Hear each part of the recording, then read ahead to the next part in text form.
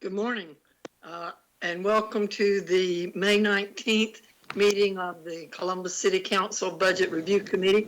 I'm Judy Thomas. I am chair of this committee and the counselor for Council Post 9. As we get started this morning, the first thing we want to do is to have our Clerk of Council, Sandra Davis, to call the roll. Ms. Davis. Thank you, Madam Chair. Mayor Pro Tem Allen.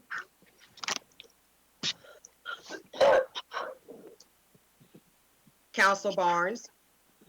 Present. Councilor Crabb. Here. Councilor Davis.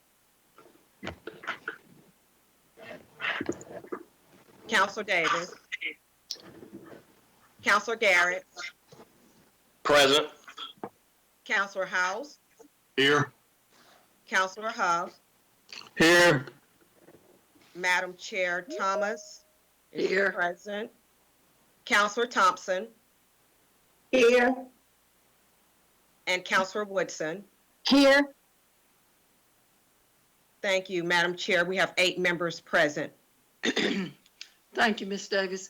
We want to start this morning with a word of welcome from our mayor.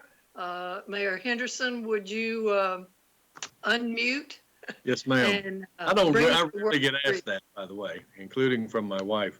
No, I just want to say good morning and welcome the Budget Committee back to another convening of some pretty hard work. And I just want to publicly state again what a great job this group is doing under the Madam Budget Chair's leadership. And it is an unusual time. And our numbers continue to reflect that our residents are doing a pretty good job. We are at 240 positive cases now, and there have been 16 people that have lost their lives to this virus. But our hospitalization rate and the percentage, our positives as a percentage of the overall total number of tests continue to decline. And so I think that is a tremendous testimony to the way the people of this community have handled it. So I just thought I'd kind of give you a brief update while I had the mic. Thank you, Mr. Mayor. I do want to remind those who are on the call, if you will please mute your microphones. Sometimes we get the background noise if you don't mute your microphone. So if you would do that, please, it would be helpful. Today's schedule is, we have 5 presentations from department chairs. We have a presentation from our Deputy City Manager, Pam Hodge, on our transportation projects. And I did want to say to the counselors and to those watching, originally, this meeting was scheduled to begin at 9 and go till 2 o'clock this afternoon. That was before our finance director had heard from department chairs or department heads who wanted to be on this call. Because we have 5 and not as many as we could have had, we probably are not going to need 5 hours worth of meeting today. We had also originally, excuse me, scheduled a break at 11:30 from 11:30 till 12. Now, our IT folks and our CCGTV folks, you need to listen up here. We are going to move forward and have these presentations. We think, Ms. Alexander and I think that we probably will not need to take that break, that we will be very near the end of the meeting at 11:30. And so if you guys will just be flexible, Mr. Miles, Mr. King, just be flexible. And if we need to break, we will. But again, as I've talked to the finance director, we think we may be finished by then. And then next week's schedule is to go through the AddDelete List. And we'll talk about that a little more at the end of the meeting, what our schedule may need to be for next week. Speaking of the AddDelete list, for those of you who are new to this process, we will have and have had presentations from department heads or elected officials who need, who believe they need some change in their budget as presented by the mayor. And if there is an item that is presented to us, if a counselor votes to put it on the list to add to the budget or to delete something from the budget, we have that list. That's what we call our AddDelete list. Doesn't that make sense? At any rate, we will not take action on those items today. We will look at the AddDelete list. That's the only thing on the agenda for next week's meeting. I'm going to ask that the counselors be sure that you take a good hard look at the AddDelete list between today and next Tuesday, and to decide whether or not at this particular time we can add or delete anything from the mayor's proposed budget. And as you do that, if there are departments or elected officials that have made a presentation that you need further information about, please call and ask whatever you need, so that when we get together next week, you will have the information that you need to make the right decision. And with that, unless there's something from one of the counselors, any of the counselors have a, or Ms. Davis, do you? Yes, Madam Chair. I did just want to state for the record that Councilor Davis and Mayor Pro Tem Allen have entered the meeting. Therefore, we have 10 members of council present for this budget review session. Thank you, Ms. Davis. Keep us on our toes. Thank you. Anybody else? Okay, with that, I'm going to turn it then to our Madam finance. Chair. I'm sorry, I'm slow on the uptake. I'm not sure if this is the time to ask questions about things that I see in the overview. Would this be the time? In the overview of the budget overview sheet that we received? I don't have that before me, and I don't know if other people do. Councilor Crabb, let's hold that, if you will, Okay. until the end of this meeting, and don't let me forget it. I'll write it down, Councilor Crabb, okay? Okay, thank you. Anybody else? Okay, our finance director, Ms. Alexander, we are turning it to you at this point. Thank you, Madam Budget Chair, and I just want to say good morning to everyone. I believe the city manager is also in attendance of the meeting. I wanted to yield to him to see if there was any comments that he wanted to make or address before the council today, before I get started. Thank you, Finance Director. No, I just want to say good morning to everybody and just let you know that the government is operating. We're open. Some teleworking and a blend of physically appearing at work. And so we're trying to get it done. And we look forward to the rest of the budget review and going into the new fiscal year. But thank you. All right. So with that, Madam Budget Chair mentioned the AddDelete list. And so I just wanted to very quickly go over the items that were added as of the May 12th meeting. There was a request by Councilor House for the Sheriff's Office to update the Sheriff's longevity pay reform to $3,500 beginning at years 5 through year 30. And this only applies to deputy sheriff grade 14 positions. So that is only applicable to the deputy sheriff positions. Also on the AddDelete list, there was a request by Councilor Davis, also for the sheriff's office, deleting 3 deputy sheriff positions to offset the update to the sheriff's longevity pay reform plan for those same individuals. And then there was a request by Councilor Garrett adding for the circuit-wide public defender's office operating funding for their expenses for travel, office supplies, and records and documents. With the additions and deletion of the items that I just mentioned, if approved by council at next week's meeting, we would be at 71.89 days of fund balance reserves. Ms. Alexander, I just want to make sure that people understand when we say to delete 3 deputy sheriff, it's the positions, it's those that are not filled. We are not getting rid of any employed sheriff's deputy.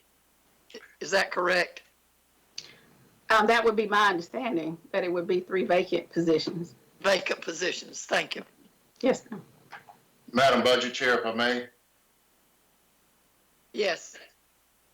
This is Glenn. Look, I want to add to that. I know that shows up as today we have to find somewhere to get the money. No, Councilor Davis, not today. That's next week.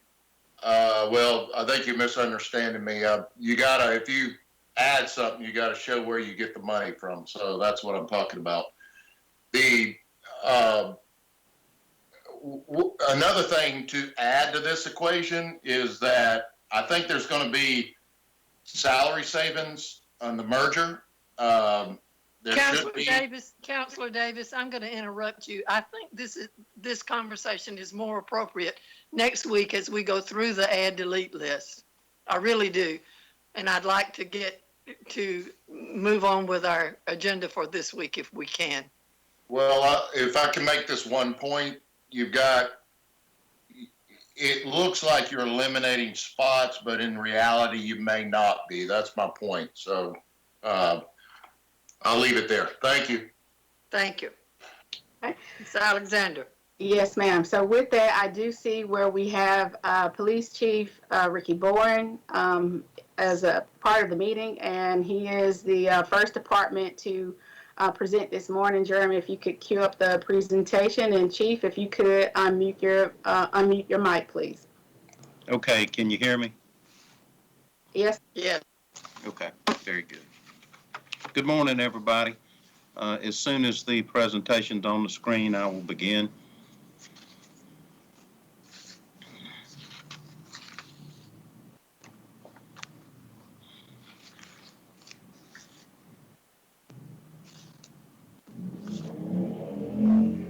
It should be there, Chief. Do you see it?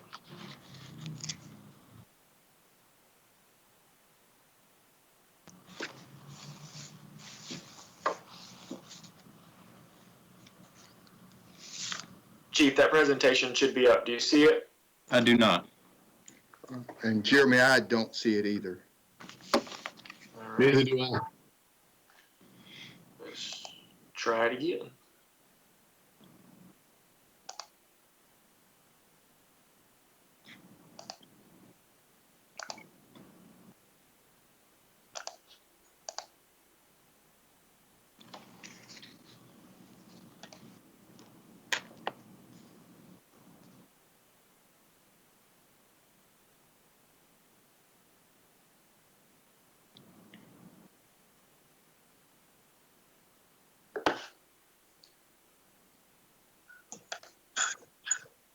Mr. Counselor House, I see it now.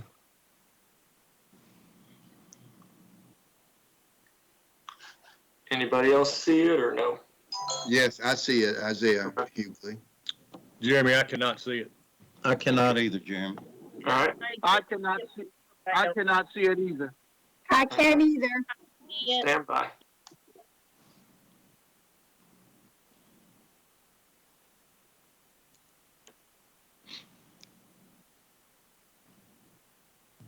There it is. I have it now, Jeremy.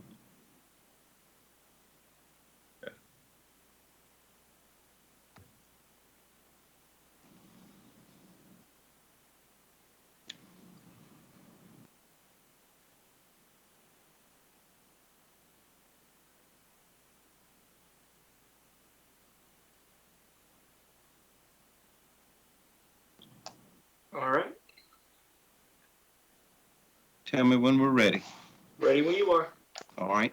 Good morning again, everybody. I'm here today to present the FY21 budget, hopeful for the Columbus Police Department. This is my 16th budget presentation to council in my career as chief. Next slide, please. If you'll see, I've just basically covered just a few statistical information for everybody so that you can see where the numbers that we deal with on a yearly basis as well as a quarterly basis, which you'll see in 2020. You'll see the calls for service in 2019 was 480,831 calls to the center, and for calls for service where we actually had to send a police vehicle, it was 269,611 responses on the streets of Columbus, Muskogee County. Out of that, we worked 7,600 traffic accidents, 2,700 private property accidents, and we took 61,247 calls. And then in 20, keeping in mind that's the first quarter of 20, you can see where we are so far for the year. Okay, Jeremy. Recorder's court cases last year, we put 95,891 cases or sent them to recorder's court for some type of judicial review. The citations were 49,000. Hang on just one second. 49,221 citations that were issued, and we arrested 10,597 individuals. And in the first quarter of 2020, you'll see the numbers that are compared that were that we already have for the first quarter of this year. Okay, Jeremy. Calls for service, and I broke this down into the effect of the COVID-19 on police responses. I went back to 2019 and I took February, March, and April responses or calls for services. In that quarter, we had 64,549 calls in 19, and then in 20, that dropped to 47,597.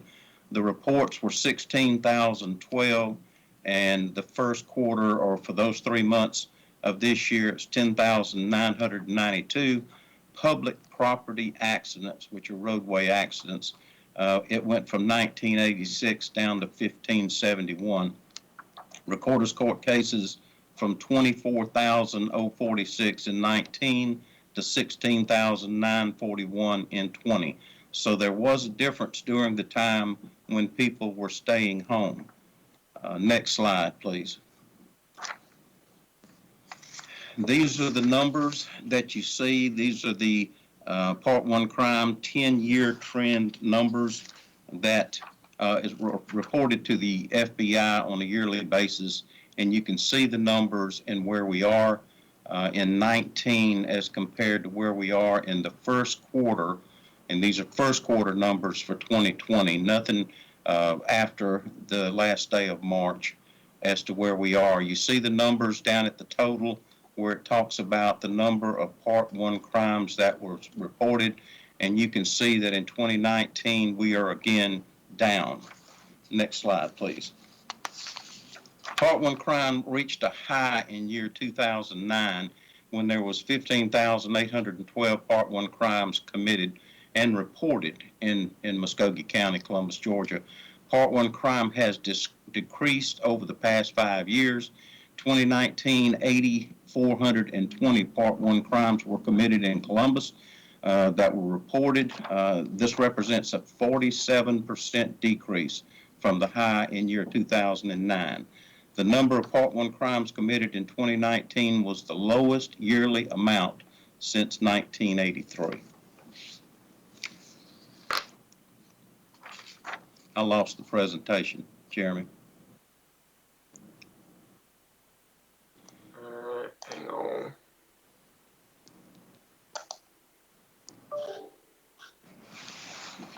There we are. I have it back now. These are some of the awards and recognitions that we have received, and I'm proud to say that we are now on track to receive our accreditation from CALEA, and it will be bestowed on this department somewhere around November of this year, as well as state certification. And these are the standards that we meet on a daily basis, 463 standards in CALEA.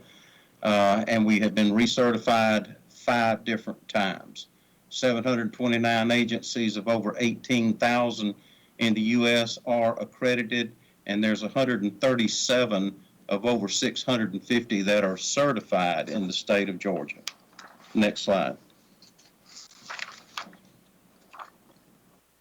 Applications, staffing trends. These are the number of applicants that we get in, the number of hires that we have, the number of people resigned, retired, terminated, deceased, and a total loss. This year, we are at a -4 for the number of people that we have had applications for that we've actually hired. We do have some more online, probably, hopefully, for next week, and it ought to at least zero us out with the number of people that we hire and the number of people that we have lost. We ought to be at a 0 on that as of next week. Next slide, please.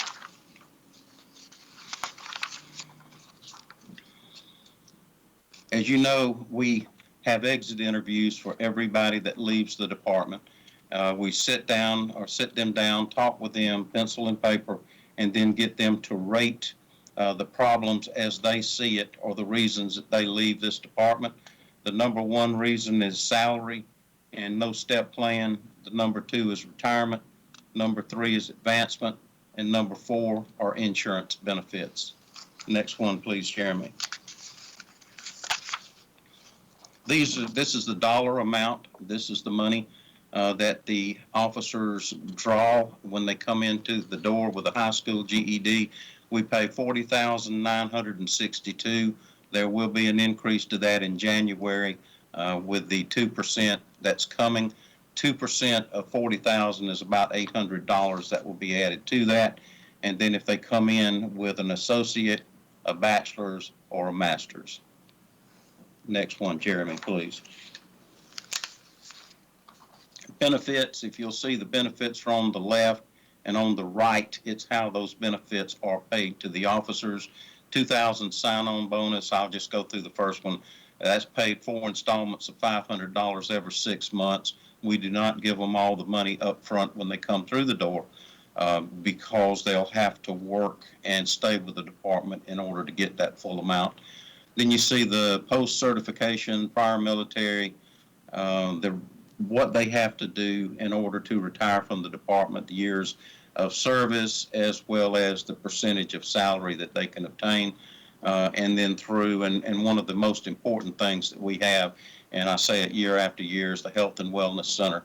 That is, in my opinion, a selling point for the city of Columbus. Next, Jeremy, please. I have a breakdown here of the base salary of a police officer coming through the door with a high school education, and then 8% from the pension taken from that, FICA, Medicare, federal tax, state tax, and then the insurance that's taken per year from the officer, and there's a 33% difference in the amount of money that he gets coming through the door that he actually takes home. Next, please, Jeremy. These are the vehicles that we have in the department at this time. The criteria, city criteria for replacement of cars are 7 years or 100,000 miles for the pursuit sedans, and then your pursuit vehicles, which are the SUVs, the unmarked cars, the marked, unmarked police vehicles, and then the motors. And as you can see with the pursuit vehicles, the vehicles that we have today, we have 113 vehicles that meet the criteria for turn-in. We have 11 SUVs that meet the criteria, both criteria for turn-in. The unmarked cars, we have 4 that meet both criteria. And unmarked cars, we have 6, with 3 of those meeting both criteria. And the motors, we have 8 meeting the years, but none meeting both years and mileage. Next, please, Jeremy. In this year's budget, I'm asking that we replace 20 vehicles. The vehicles probably would be on a lease basis, which is what we're doing today, rather than an outright purchase. 5 of the Pursuit Tahoes that meet that criteria to be replaced. Unmarked vehicles, and we put Impalas. I don't think they make the Impalas anymore. Replacing 4 of those, or purchasing 4 of those, and a full-size 4-wheel drive SUV for the downtown area. We now have a permanent officer that we have in the downtown area, that he works that area down there every day. And with the river and the trails back down, and we feel like that an SUV with 4-wheel drive abilities is probably what we need there in that area. We're currently covering that with 3 vehicles, and those 3 vehicles, 2 of them are scooters. One of them is what we call a Tiger truck, which is a small pickup truck, and the cost to maintain those are astronomical, and the cost to replace those are astronomical. And in order to replace one scooter with a current scooter that we've looked at is $42,000. So we come out better to replace that with a pickup truck, standard pickup truck, 4-wheel drive, than we do to look for another scooter in that area. I'm asking for 1 replacement Harley Davidson. Unfortunately, we were involved in an accident about 3, maybe 4 weeks ago on Victory Drive. One of our Harleys was totaled. I'm asking for that to be replaced, and $29,000 will cover the motorcycle, the radar unit, and the extra lights that we put on those. And after that, we have, after that, we have the equipment packages, a total of 26 equipment packages, and the cost for the packages. Next, Jeremy. I'm also asking, and this is the 3rd year that I've asked for this, that the city fund the silver plan for all sworn officers. Insurance plan, currently the officer pays $73.03 biweekly for that insurance. The insurance covers the officer. This is what the officer himself would have to pay. If the officer wanted the gold plan, or if he wanted a family plan with dental and vision, that would be extra. He would have to pay for that. We have a total of the 488, which would not be that many officers now because of shortage, that would have to be paid for that. We have maintained the COVID response. I think that we should pay for the officers, for their insurance, at a time when we're requiring them to do a whole lot more on the street. And I am happy to say that we kept officers on the street 24/7, including the staff of this department, for the time frame of COVID. And the individuals worked, other than off days, every day. Next, please. I'm also asking that we bring our pay step reform down to 3 years. Currently, it starts at 5, 7, 10, 15, 20, 25, and 30 for the $3,500 increase. This covers the area that we currently lose officers to other departments, and I think that $3,500 rather than $1,000 would help retain these officers. This currently would affect 20 officers, and it would be approximately $50,000 to bring it from 7 down to 5.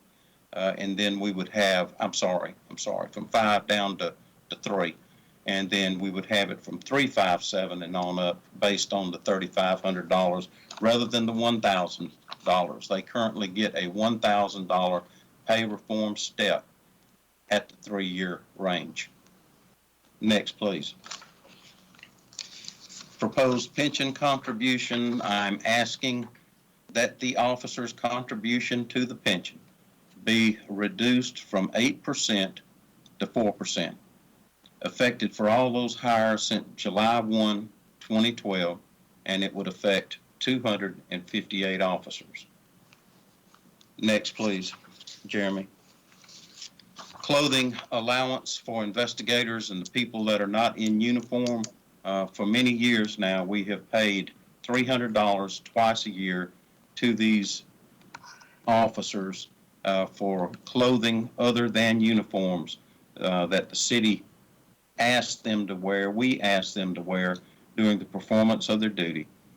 We currently have 115 officers that receive the two $300 payments per year, and that would go then from $300 to $500. The $300 is already in the budget.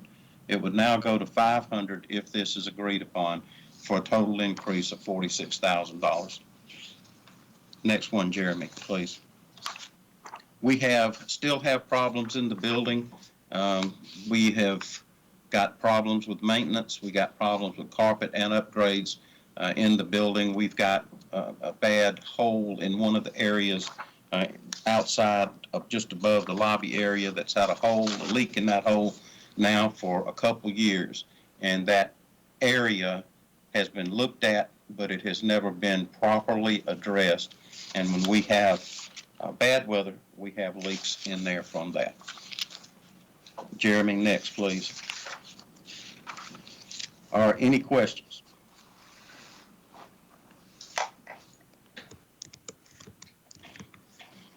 Anyone have a question for? What Pop Barnes to you? Go ahead, Pops. What is your request for vehicles? What's your request for the vehicles? The vehicle requests, Councilor Barnes, are for 20 pursuit vehicles. I'm asking for 5 pursuit Tahoes, 4 unmarked vehicles, and the 4-wheel drive truck for downtown, and the Harley Davidson for replacement of the one that was totaled. I want to put that on the ad list.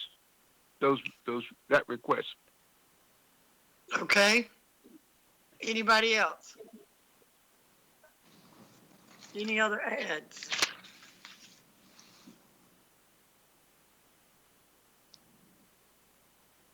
I have a question. All right. Didn't we approve the maintenance request last year for the building to be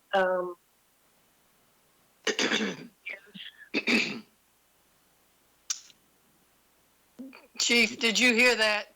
I did. I did not know if she was addressing me. Yes, ma'am, we did. You did give us $100,000 last year. We have had the inside of this building totally painted. We have replaced some of the carpet, not all of the carpet, and some of the areas. For instance, in the top of the foyer that we have here in the department, the hole is still there and it still leaks when it rains. We've got molding on the walls, we've got molding on the carpet, and it needs to be addressed. what the leak? Why wasn't the leak fixed first prior to replacing some of the carpet and the other things? Because you kind of take care of the source of the problem before you start taking care of the result of the problem. I totally agree with that. That area was never addressed. We have carpeted other areas in the building. We painted other areas in the building. We were waiting for that area to be addressed before we got in there and replaced any of that. We have not replaced any of that. Okay. I want to add the maintenance to the list All right, with the focus that the leak gets fixed. We need to deal with the source because that's going to create more issues of maintaining this building. okay, that would be put on the list. Anyone else, anything else? Madam Chairman, this is Councilor House.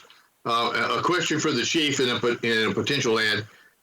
Chief, did you say that the motorcycle you need to replace because we had one wrecked and so we need to replace that unit? That is correct. It was a one vehicle accident on Victory Drive, very unfortunate.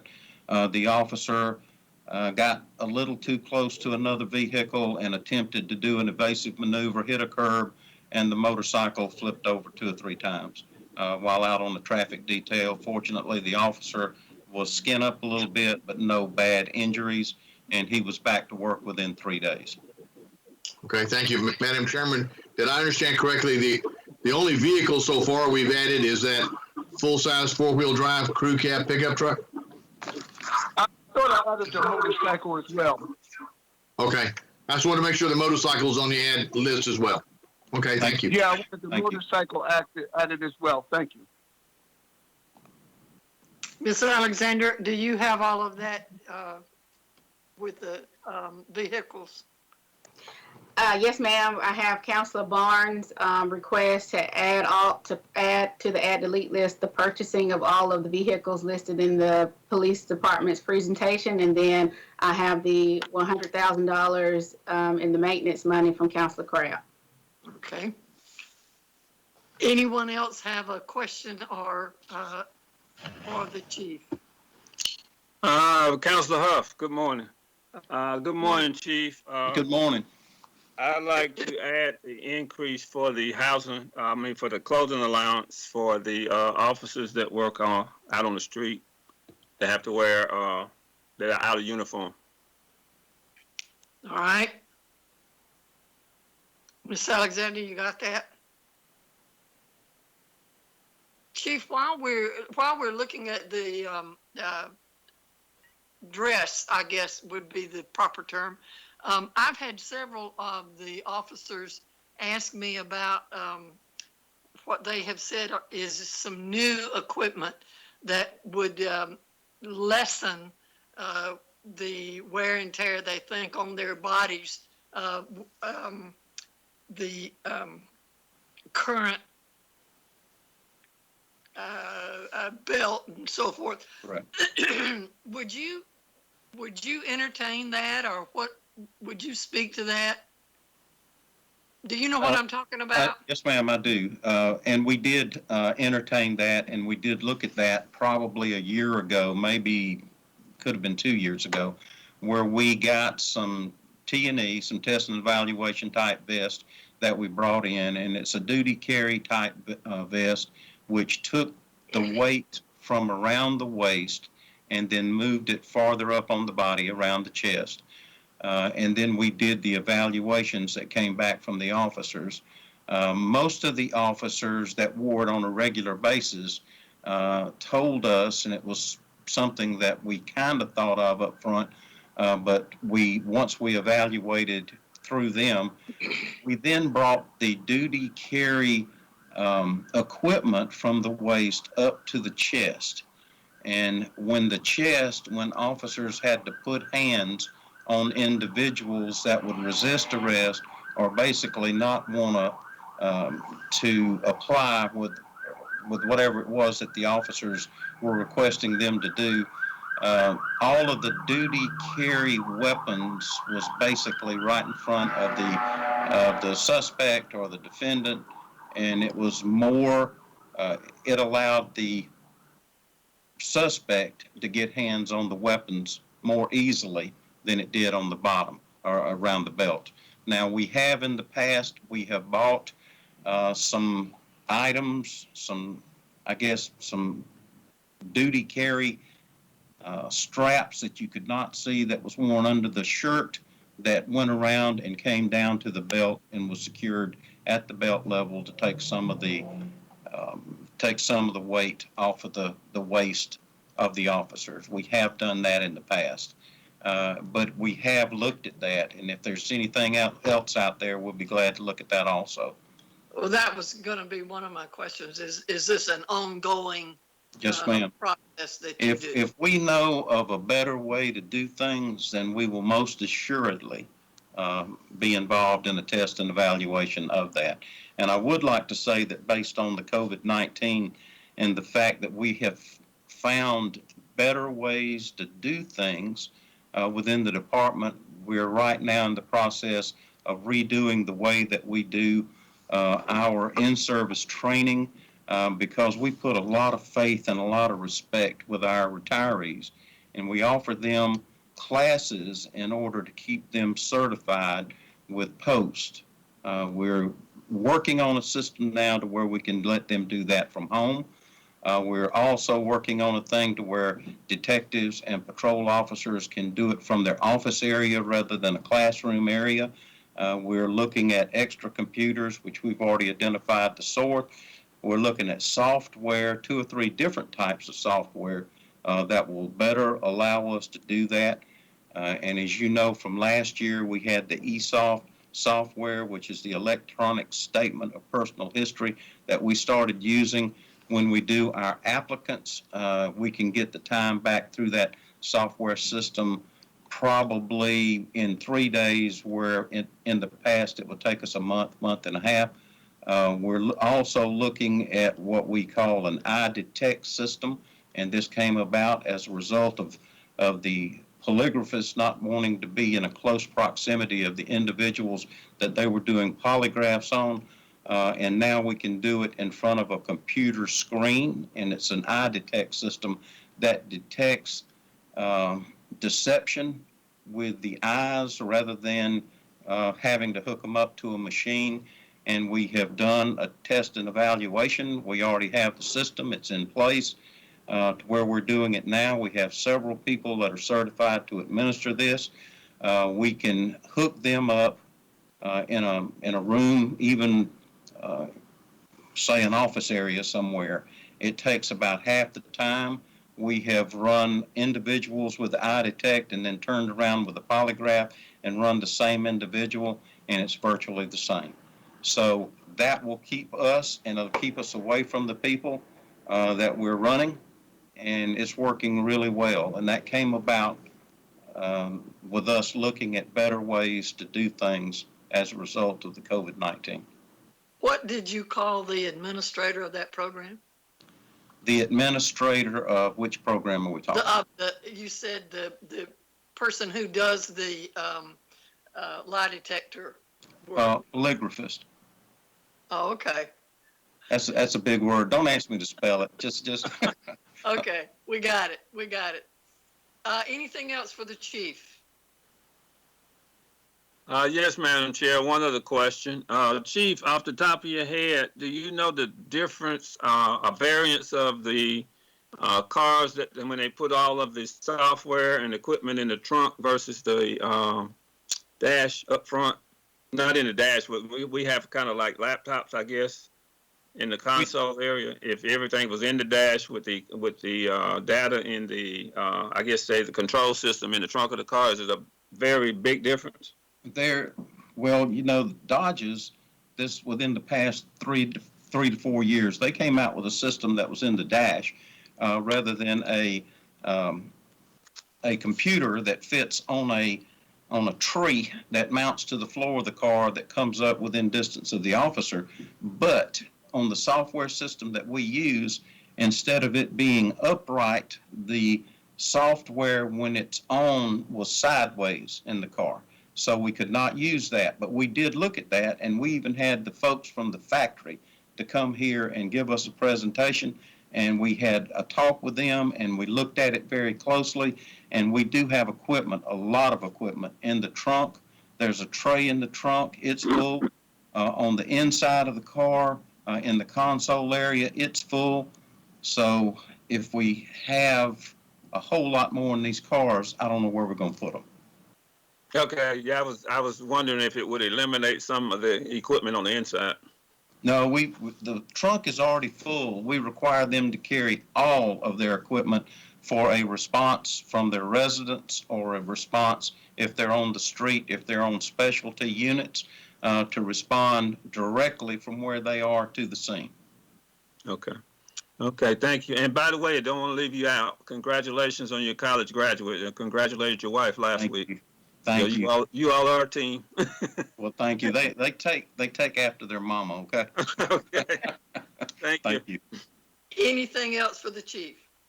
Madam Chair, I have one more question. right.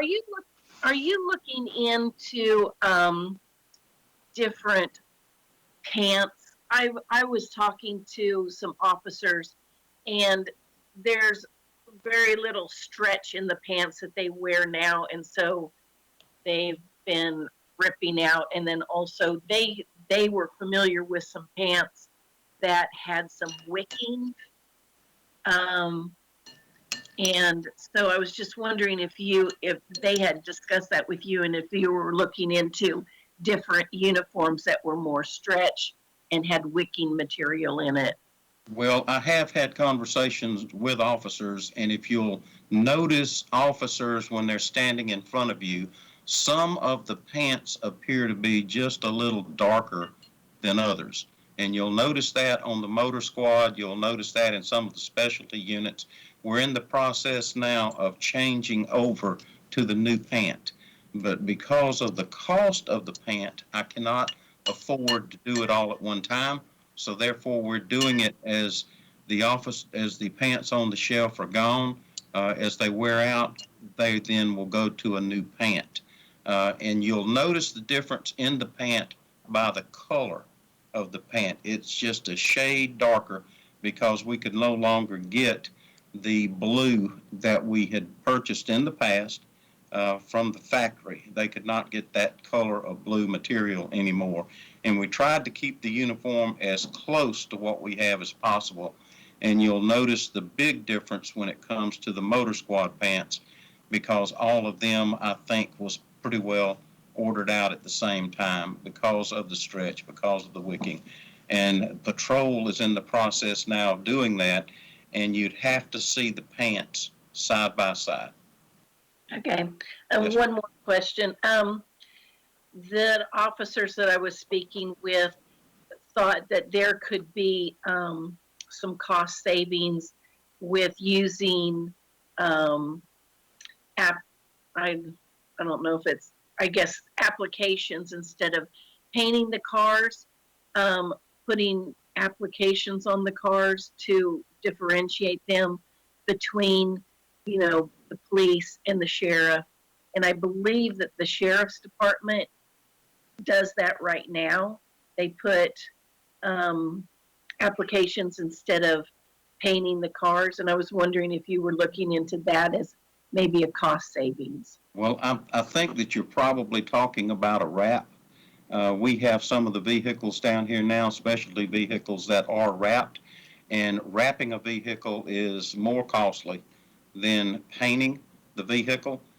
Currently, it costs me $900 a car to have the blue applied to the car once the car has come from the factory, and we're under a contract with the vendor in Winder, Georgia, that from the time the car comes in solid white, and then we paint that car, the front nose and the trunk area, with a Ford Motor Company color, because we want all the cars to be uniform to maintain the same color on those cars.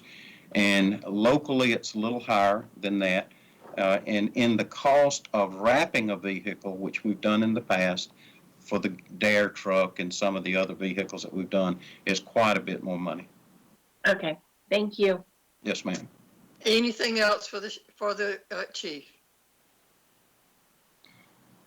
Not hearing anything, Chief, I would say to you on behalf not only of the counselors, but I think of on behalf of the citizens of Columbus and Muskogee County, to please give your staff and the men and women who work in your department our sincere thanks for all they do.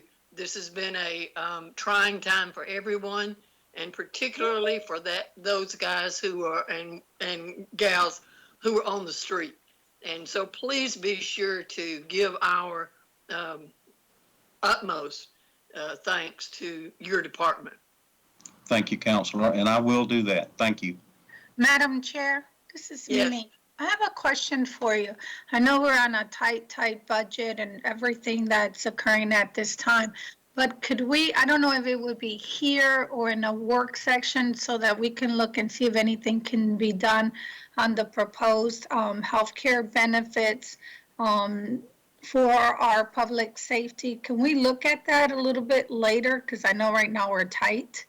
Would that be during this, like through the budget session, or would it be during a work section or through council? How can we look at that?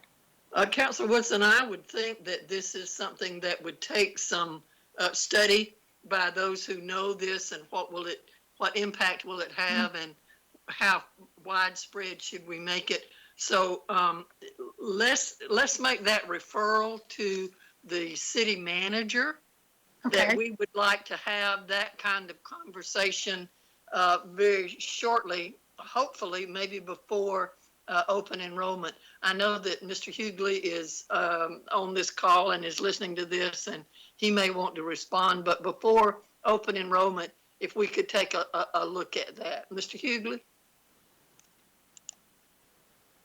Madam Budget Chair, we can certainly do that. Open enrollment is typically around October, and certainly we can take a look at it, and hopefully we'll know how we are looking as a result of COVID-19 and its impact on our finances at that time as well. Great. And that was my reason for asking. I wasn't sure when was the actual appropriate time to look at it and address, and I wanted to address it. Well, I think if we're going to make changes, we need to do it before open enrollment. So Mr. Hughley will take that, I'm sure, into consideration as his staff looks at that. Okay, well, thank you very much. I appreciate it. And Chief, thank you for all you're doing. Again, congratulations too on your graduate. Thank you. Thank That's you. an exciting, that means another one out of the house. Well, that's the last one. For you, She won't go anywhere. Oh, she ain't going nowhere? She'll be right there from now on, probably. Well, if our city attorney were unmuted, he would say, "Go Dogs." There you go. All right, go down. Chief, one question, Chief. We had another question. Yes, ma'am. Chief, with the number of calls, just looking at the presentation, with the number of calls being down, and certainly we know fuel costs are down, that's a good thing. Have you already budgeted your savings, or are you anticipating a large amount of savings on the fuel cost? Well, we have already started looking, and the fuel savings for this year, I've already started looking into what I was in the process of requesting in the budget for this next year. And I've already started spending some of that money in savings on line items to purchase things that I was going to request for this year. I don't know the dollar amount that the city pays for fuel. I think it changes on a daily basis as to what the fuel cost is when the fuel is ordered. But we are noticing some savings in fuel, and I have not budgeted. I do not budget fuel. That comes from the city. Do you track that, or does the finance department track it? The finance department and the city shop track it. I get sheets that we look at on a regular basis to make sure that the vehicles that are being filled up are in fact police vehicles. Thank you, sir. Thank you. Thank you, Chief. Thank you, ma'am. Miss Alexander. Thank you, Madam Budget Chair. The next department that is scheduled on the agenda is the Elections and Registration Department. And I do believe our Election and Registration Director, Nancy Boren, is a part of the meeting. Good morning, Nancy. Good morning. How are you? Wonderful. Good. So I don't have a presentation or anything from Nancy, so I'm assuming she's just going to speak to her request this morning. Yes. Good morning, Madam Budget Chair, members of council. I had to base my budget request on the FY17 budget, which was the last presidential election cycle that we've worked through, realizing, though, that this is uncharted territory.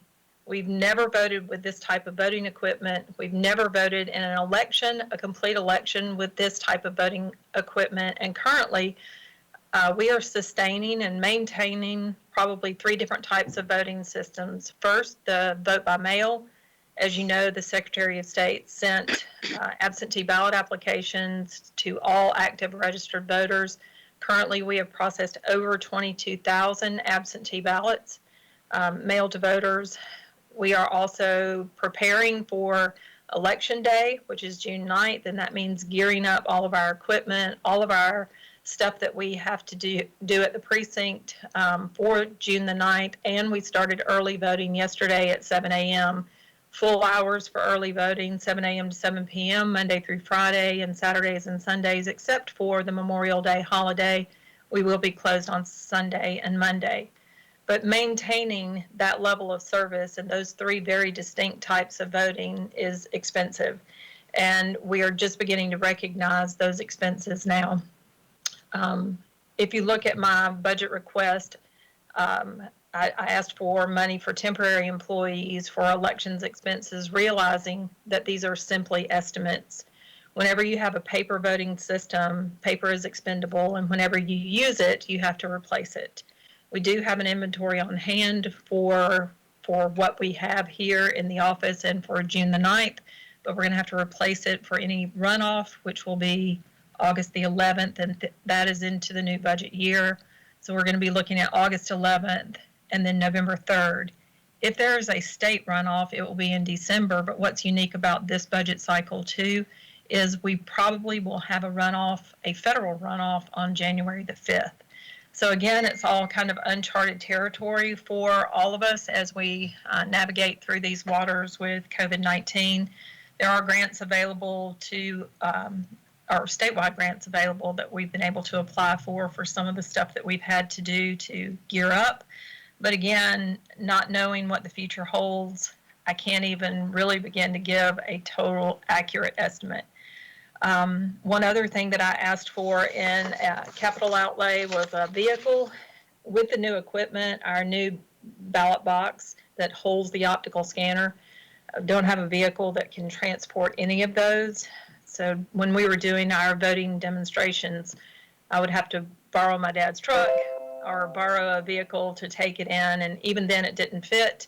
So it doesn't have to be a new vehicle. I can use something from someone else, but it becomes difficult to borrow things often whenever you need to transport stuff. So I did put a request in for that vehicle. You can look at it so that we can transport equipment, but everything else is roughly, what we've always requested in previous budget years. Madam Chair? Yes. Miss Nancy, how much are we talking about for that vehicle? Do you know?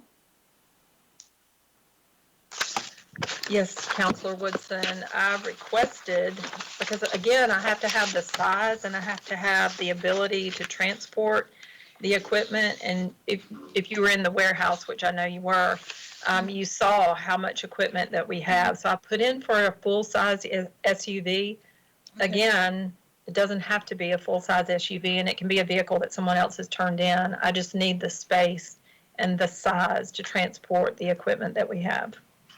Okay. So at this time, you're not aware about the cost of the SUV, correct? Oh, yes, I'm sorry. In the budget packet, it was $46,067. 46,000, what was it? 46,067. Okay. Madam Chair, I would like to add that to the add and delete list, but also like to make a request as this staff can see if there is a vehicle that she can keep permanently, And if not, then, you know, have the money available so that she can purchase that SUV. Most all of us have walked through the area. We do see the magnitude of the equipment. Even the space has been an issue. So I think it's very much needed, especially with all the upcoming elections coming up. And in the future, this is something that election and registration can definitely use. But if we can find something in-house, great. If not, I'd like for her to have the money available to buy a vehicle. Thank you. Ms. Alexander, you have that on the ad list? Yes, ma'am. And Mr. City Manager, if you would, I'm not asking you to have a final answer to us, but could you have someone maybe look into this during this next week between now and our AddDelete meeting next week in case there is something available? Sure. Thank you. We'll do. Anything else? Madam Chair, I have a question. Would this vehicle be better used as a carpool vehicle, and then it's available to a lot of different departments, but then they can use it when they need it? Because I don't see them needing a vehicle on the off election years. So if we put the vehicle in the carpool, then it would be available to them. They would have special higher rank of having that vehicle during the election year, but it could also be used by other departments on off years. Mr. Hughley, you got that? Yes, got it. Good, good. And Councilor Crabb, we've done that quite often, and it ends up that there are competing needs all at the same time, but we are certainly willing to do that. We've borrowed from the Sheriff's Department vehicles before. We've borrowed from the Police Department vehicles before. So we're accustomed to borrowing. It just becomes difficult when you have the competing needs all at the same time because they're going to need their vehicle. Sheriff's Department needs their vehicle. But I agree. I mean, a pool vehicle is great as long as it's available. And Mr. Hughley's going to look into that and make us a recommendation, okay? Madam Budget Chair? Yes. Mr. City Manager, it's a pretty good idea. Why don't, I don't know the needs of the city as a whole, but maybe you might want to consider looking at it as a multi-purpose vehicle that can serve many, many functions versus maybe one style or type and be able to utilize it throughout the city. Sure, certainly that's, I mean, we'll look at that, and certainly it could be a multi-purpose vehicle that's in the pool, and let's say if the tax assessor needed it or the tax commissioner or someone else, certainly they could reserve the vehicle, but we would make sure that there's the priority. We would block the dates during election time that Nancy Boren would possibly need the vehicle, but we'll take a look at it and make a recommendation to you. Right, and it may be a situation where you have if it's a different type vehicle, maybe a larger vehicle where even if you increase it $5,000, $6,000 and everybody can use it, it's money well spent. So thank you, sir. Thank you. Thank you, Councilor. Anything else for Ms. Boren? Mr. City Attorney, do you have anything to say to Ms. Boren?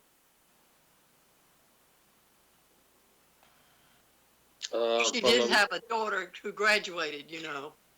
Another go Dogs. Yeah, thank you.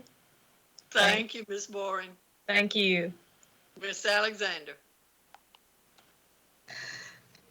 Madam Budget Chair, we are certainly ahead of schedule here, but thankfully we have our next attendee, our next department, actually elected official, a part of the meeting, Ms. Danielle Forte with the clerk of Superior Court is on the meeting. The handout that was provided by the clerk's office, I did send that out to council and city administration yesterday. I don't have a presentation, so I'm not exactly sure if there was anything that the clerk wanted to put up but the handout was provided to council on yesterday. So, Madam Clerk? Let's see. Hello, can everyone see me? Can you hear and see me? Yes, ma'am. Okay, so I can't tell because I'm just looking at Angelica. So people, I'm able to be viewed. Is that correct? Yes. Okay, all right. All right, I did provide handouts, and so I hope that everyone has the handouts. And I'm just going to jump right in. I submitted the budget proposal for my office, of course, pre-COVID-19. And during that process, there were some things that, it's my understanding, they're in the mayor's recommended budget, the budget neutral suggestions or requests. And I'm not going to speak to those. And I'm over the Board of Equalization, and that's a separate budget proposal, but I'm not speaking to that. So I'm trying to direct everyone that my presentation this morning is in reference to the general office. And in that budget proposal, pre-COVID-19, I requested 7 positions. Then COVID-19 hit, and so I have reduced that to 1 position. Now, if any of you are familiar with the original budget proposal that I submitted, I did list those new positions in order of priority. And so I will be speaking to the 1 position that I am requesting for our finance division. And so the others I've just foregone for obvious reasons because of COVID-19. And let me first start off by thanking each and every one of you for the opportunity to present my presentation this morning. One of the things I would like to say also up front is that this position in the finance department can be funded either through OLOST or the general fund. So I did want to make that clear as well. So I will direct you to the first handout, which should be entitled Timeline. And on that, I want to just kind of give you kind of an historical perspective of the office. Again, we are talking about the 1 position. Now, in our office, we have 7 divisions in our general office. Other than finance, historically, we've had in our other departments, Superior Court Criminal, State Court Criminal, we have 4 or more employees. But for whatever reason, prior to my tenure, historically, we've had 2 people in our finance department. And that is going to be important because we need at a minimum at least 1 other person in that division in order to implement the internal controls needed in order to bring our finance department up to par. So if you look at the timeline, on November 14th of 2018, pursuant to the special election, the citizens graciously, and I'm very appreciative, elected me as clerk of Superior Court. Less than 2 weeks, I requested an internal transitional audit, and that would have been November 26th, again, 2018. Sometime thereafter, I met with the city auditor, and by December 4th, again, 2018, John Redmond, the city auditor, requested the internal audit for this office, and it was subsequently approved. Now, for whatever reason, it wasn't until September of 2019, the following year, that the audit began. It's my understanding there was some scheduling, and so they got to me, I guess, in order that they were performing the audits. So September 2019, the audit begins, and by December the 2nd of 2019, my former finance director and assistant chief deputy clerk, he retired. So where we are right now, if you go down to the bottom of the timeline handout, is the current status. We are currently in the process of the internal transitional audit, which is ongoing. And but we have received some preliminary findings, and we've received some very strong recommendations. And so we are trying to prioritize and correct some of the information or the processes that we have in the office. Number 1, the preliminary finding is that we hire a 3rd person for the finance department in order to ensure that there are a separation of duties, which helps facilitates the internal controls. Those of you that are a little familiar with finance, and I'm having to be a quick study with this, the person who counts the money doesn't need to fill out the deposit slip. The person who fills out the deposit slip doesn't need to take it to the bank. And so we can't have one being the other with the separation of duties. And I kind of call this third person the kind of the tiebreaker, because if you have two people, we need each person to match up amounts that are exchanged or brought into the office for processing. And so a decision was made to overhaul and restructure completely the finance department. So again, there were two people. The former finance director retired. The person that worked with him was moved to another division. And I was very lucky that on February 24th of this year, I was able to hire a CPA, a certified public accountant, Donna McGinnis, as my new assistant chief deputy clerk and finance director. And she is overseeing the reconstruction of the finance department. We also brought in a very talented honor student from CSU, a recent graduate, Garrett Cawthorn, and he came in April of this year. And we brought him in at our entry-level positions. Most of my entry-level positions are G12s, step A, so he was brought in. So we still have the two people because that was the structure of the office, but we have two new people, and we've been kind of rocking and rolling. I'm very proud of the work that the two have done. We've been grappling or trying to we're trying to fill the void for the third person. Our primary resource for that is Assistant Chief Deputy Clerk Linda Darr. Now, Linda Darr already has more than she can chew as far as her duties. So, but she's been trying to fill the void for that third person as far as the separation of duties. However, again, I can't emphasize enough that she has a lot on her plate. And so if we can't get her, then we'll try to find maybe a supervisor in some of the other divisions. But we are struggling to get that third person in hopes that the decision is made by you, the city councilors, to grant this one position. Okay, so if you go to the next page of the handout, this is just an overview. That should read, hopefully, filing fees processed by the clerk that become revenues. And so with that, if you can just see, it goes from January 2017 to April 2020. And you can just kind of see where we are so far. We're at $1.5 million. That's as far as the filing fees. I won't belabor that too much. If we can go to the next handout, that one is revenue sent to the Columbus Consolidated Government.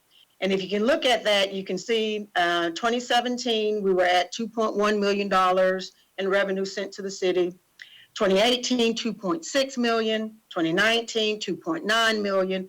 And right now, as of April 2020, we're at about $877,000. Go to the next handout, please. So what I had, this one is entitled Projections for 2020. And with that, I had the CPA do a projection for 2020 based on what we have experienced with COVID-19, the lack of traffic in the office. And so she has projected that the revenue should be right at, and again, this is a projection, at $2.7 million. So it wouldn't be as high as 2019, but it would be more than 2018. So somewhere in the middle. And one of the reasons for the projection, of course, we didn't have a lot of traffic. The office had to be closed pursuant to the Supreme Court emergency judicial order. We were only open for essential functions, so we didn't have a lot of traffic. And one of the things we also anticipate is that even with COVID-19, we anticipate law enforcement will continue to do their job protecting the community, and they will be doing their job to include seizing illegal funds through our criminal activity that's processed in our office. And if I could speak a little more to that, that's one of the reasons the position can be funded through OLAS, is that we process money brought in by law enforcement. And again, as I said, in the transitional audit, that was one of the areas that was highlighted, that we tighten up on those internal controls. And we have done that. We have now created a much better revenue stream to the city that's currently being executed with our criminal seizure money. And I think that also impacts and had an impact on the projection. And that's brought the money up. That is one way for us to ensure that every penny that comes into the office is processed properly and also documented properly. So that's one of the things that we went forward to. And if I can say one more thing as far as the OLAWs, also given a historical perspective, before with OLAWs, when it was first implemented, for whatever reasons, before my tenure, there were positions allotted to various departments. I know the DA's office got 2 positions, the municipal clerk's office got 2 positions, and recorder's clerk's office got 2 positions. For whatever reason, this office got 1 employee. If I was the clerk, I would have tried to at least match the municipal and recorder's court with 2 employees, particularly since our office is the largest clerk's office in the county, constitutionally mandated, and we are the clerk for both Superior and State Court. So just to kind of let you know, for whatever reason, we only got the 1 position. And I think it would have been nice to get 2, but for whatever reason, that was before my tenure. So I did want to point that out as well. If we can go to the next handout. So as justification for the additional financial division, we wanted to kind of point out, if you look to the bottom of that handout, the position is, again, an entry-level position, G12 Step A, and that total package in salary, including salary plus benefits, is $43,084.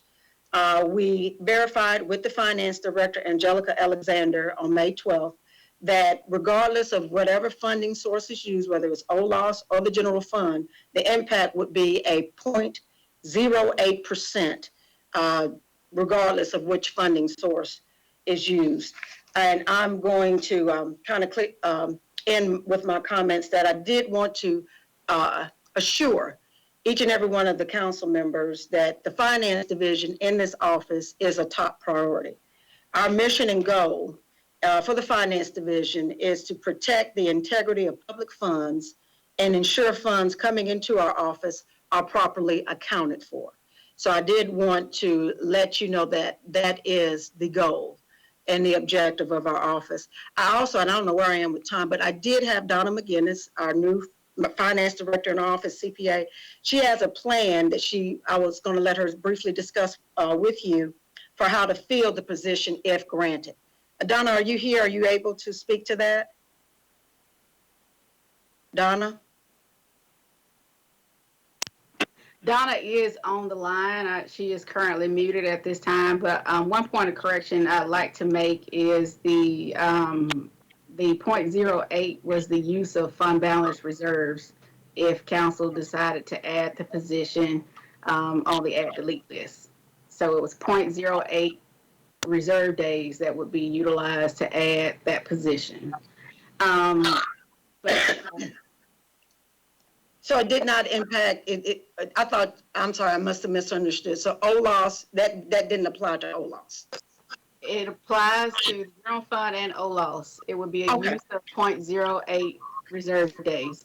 And I believe Donna is unmuted. Yes.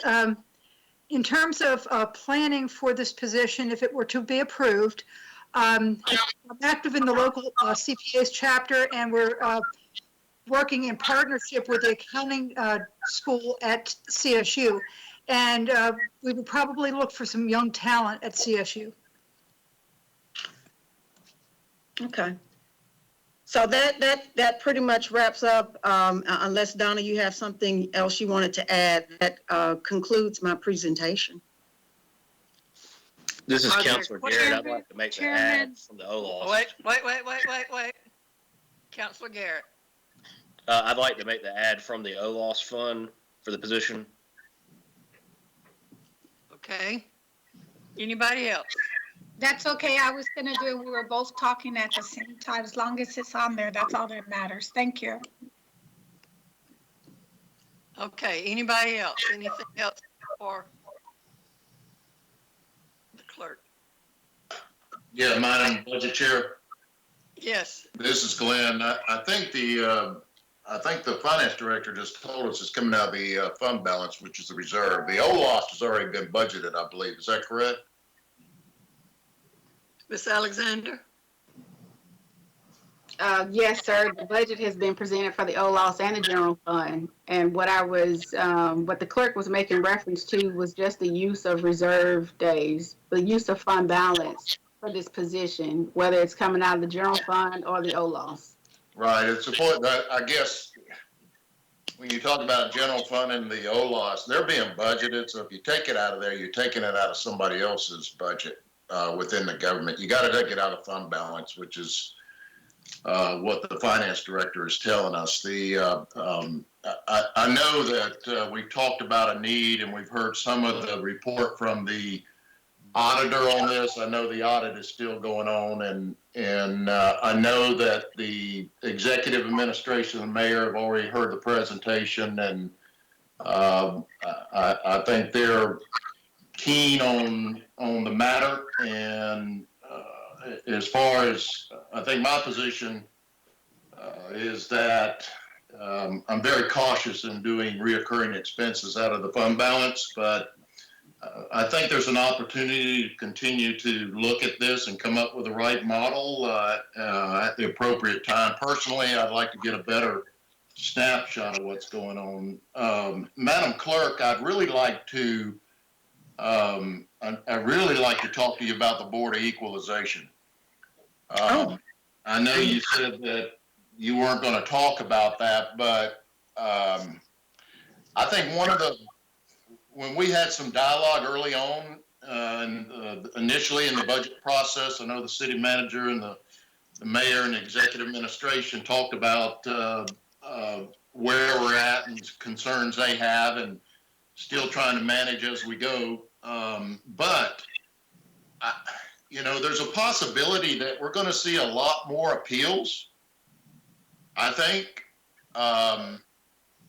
being valuations are going to change. I believe this is a year that a lot of people can appeal their property taxes. Am I right on that? I'm not sure if this is the year, but if it is, I mean, there is the possibility that of course, because I think we kind of got ambushed a little bit when the last time we had that emergency. So, but yeah, there is that possibility does exist. I think this is, if I'm not mistaken, if somebody can help me here, I think this is coming up on the third year, and that the opportunity to appeal again for many comes up on the third year, once every 3 years. And do I have that right? That's my understanding also. So all the people that filed appeals were kind of stopped. They couldn't file an appeal for a certain period of time, and that period of time ends this year.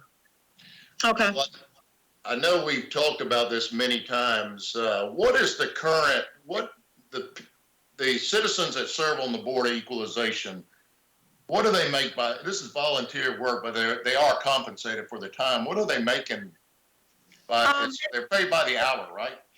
No, they're paid, I think, by the day. And in fact, yeah, I have my assistant running to get that particular budget, and I can give you the exact numbers. I apologize. But what we did, they had made a request because they were the lowest paid board in the state for the most part. And I think it might have been something like $25 a day. She's scrambling to get that, because I would like to quote the exact numbers, and I'm trying to look around and see if I have a copy, and it might be with the working from home. I might have left it there. But we raised it to $50 because all the comparable counties and municipalities, of course, Atlanta had $100 a day. But we had, I want to say, Macon might have been maybe $75, Augusta maybe 50. There was another city, I think Chatham County, which would have been Savannah, 75, and they were okay with us raising it to $50 a day for their services because forever it was only $25. When did we do that? When did we raise? Well, I guess it would be in July after the increase. And I'm sorry, do you know when the increase in the pay for the Board of Equalization members will kick in? Because I know it was budget neutral. So we didn't, at first we were trying to calculate the numbers for that to increase to $50. Do you know when that would take place, Benji? July, yeah. So I'm getting the thumbs up that it is July, that increase would take place. And again, once we crunch the numbers, we didn't have to ask for extra money in order to give them the increase to $50. Okay, I wasn't aware of that. I didn't know. I guess that can be done within the department that, as far as the process? Absolutely, absolutely. Okay, what on average hours a day? Give me an idea. Do you have 3 committees or how many groups on the Board of Equalization? Help me out there. Okay, well, we have the board, and the board has about, I want to say maybe 10 to 12 members. 3 boards. We have 3 boards. We're counting it up. Wait a minute. And they rotate, right? Yes, they do rotate. Yes. On average, and we have 18 how many hours do they meet a day when they're, give me an idea of the workload for, let's just use one board. On average, the amount, the time per day and the workload they're asked to do. Okay, again, we have 18 members, 3 groups, and we're crunching the numbers to kind of at least get an average as to how many days, because I know it's again, it rotates. Give me just a second. I'm sorry, I didn't mean to catch you off guard. It's just like when I used to be an attorney and I was caught off guard in court. Well, you did say you weren't going to talk about it, and I brought it up, so I'm sorry. That's fine, but that's one of the things where I try to smile and look at, and maybe a paralegal or so, they're scrambling. Let me get you, I can get the supervisor, and she's on the phone. Just let me, Sharon, okay, you're on blast. Your Counselor Glenn Davis wants to know the average hours that the board members work on average. I know we increased the pay to $50. So how much, I mean, I guess is it an 8-hour day? And how many days? What's the average that you can think of just off the top of your head? Probably 80 hours per board, and we have 3 boards. Okay, so it's about 80 hours per board, and we have 3 boards. Now, he was wondering about, the daily hours. Is it an 8-hour day? Is it a 4-hour day, or does it? That depends on how many hearings we have scheduled that day. We schedule them for approximately 8 hours, with the hour in between for lunch. But how many do you schedule a day? About how much? About 3 or 4 a day? Oh, no, we schedule around 10 to 15 a day. Okay, so the scheduling for the hearings, because they can't hear you, is about 10 to 15 a day. Okay, so that looks like that would be a whole day, about an 8-hour day, right? Unless people withdraw their appeals. Okay, so on average, it would be an 8-hour day unless someone withdraws their appeal. So whenever the board comes, you can go around me if you want, they usually are kind of slated for a full day. So they're averaging something about, let's say, $6 an hour, $6.50, $6.25 an hour. They get paid, is the $50 that the increase, is it $50 a day, Sharon? Am Yes, I saying ma'am. that right? Yes, ma'am. Yeah, it's $50 a day. And before it was 25. Right, right. I'm glad to see that you've increased it. I just, I'm a little concerned. I guess we can circle back to that, maybe, with the amount of time and the caseloads and all. It just, I'm sitting here thinking about, geez, minimum salary is what, 725, 750 Yep. now? 25. And one of the things that we were trying to remain budget neutral. Okay. So the once we calculated the $50 and the board, they are very nice people. And when they came to me, because they had made this request, I think previously under previous tenures, they were like, look, we're fine with 50, because we started crunching the numbers, and even when they saw the 75, they were like, look, at least give us 50. And so I didn't push it anymore, because it increased the request in the budget, because we never know when we'll have another situation that we had a few years back, or if it's low on the low end. And so we were kind of just shooting in the dark. So, of course, I think it would have been fair for at least 75. We knew that doing the $100 a day, like the Atlanta metro areas, would be a problem. But for right now, they were just like, look, they put in writing to me the request for $50. And so, if this could be. What is the amount of jury duty per day now? I am not the jury manager. Anybody know? We can look that up. We'll look that up. Does anybody online here know? I believe it's $25 a day. It still remains $25. Yeah, it was $25 in the 80s and the 90s. So it's grown up.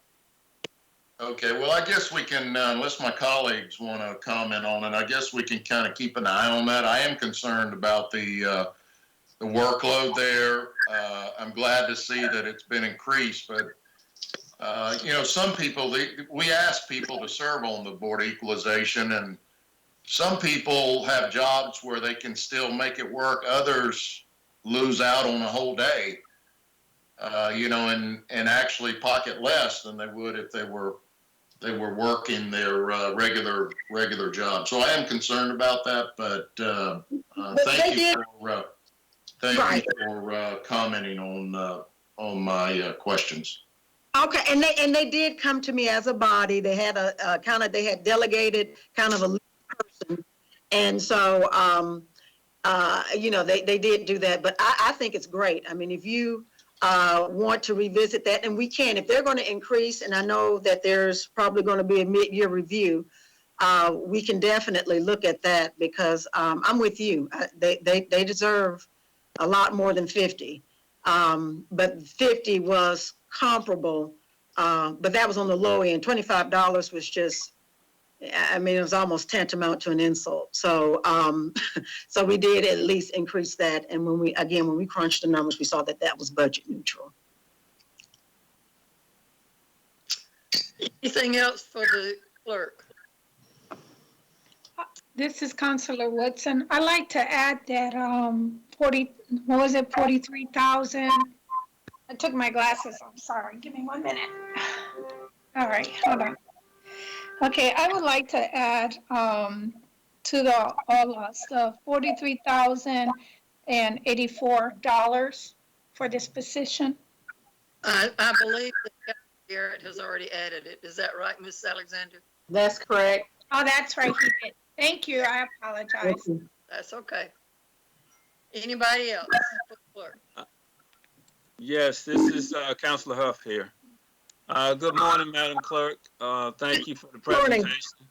I went through your information last evening trying to understand it all, so I think I'm halfway there. I'm not all the way, but halfway. I just wanted to ask Director Alexander and the Budget Chair to just go back over real quick. Does it matter whether it comes out of OLOS or General Fund? Thank you. It may not matter, Councilor Huff. loss is supposed to be for specific positions. So we may want to take a look at whether or not we authorize another position in the OLOS, or if this is authorized, will it come out of OLOS or will it come out of the general fund? A position in the general fund, or is it a position in the OLOS? Okay, so according to definition, we're good as far as it being for public safety? I'm not sure.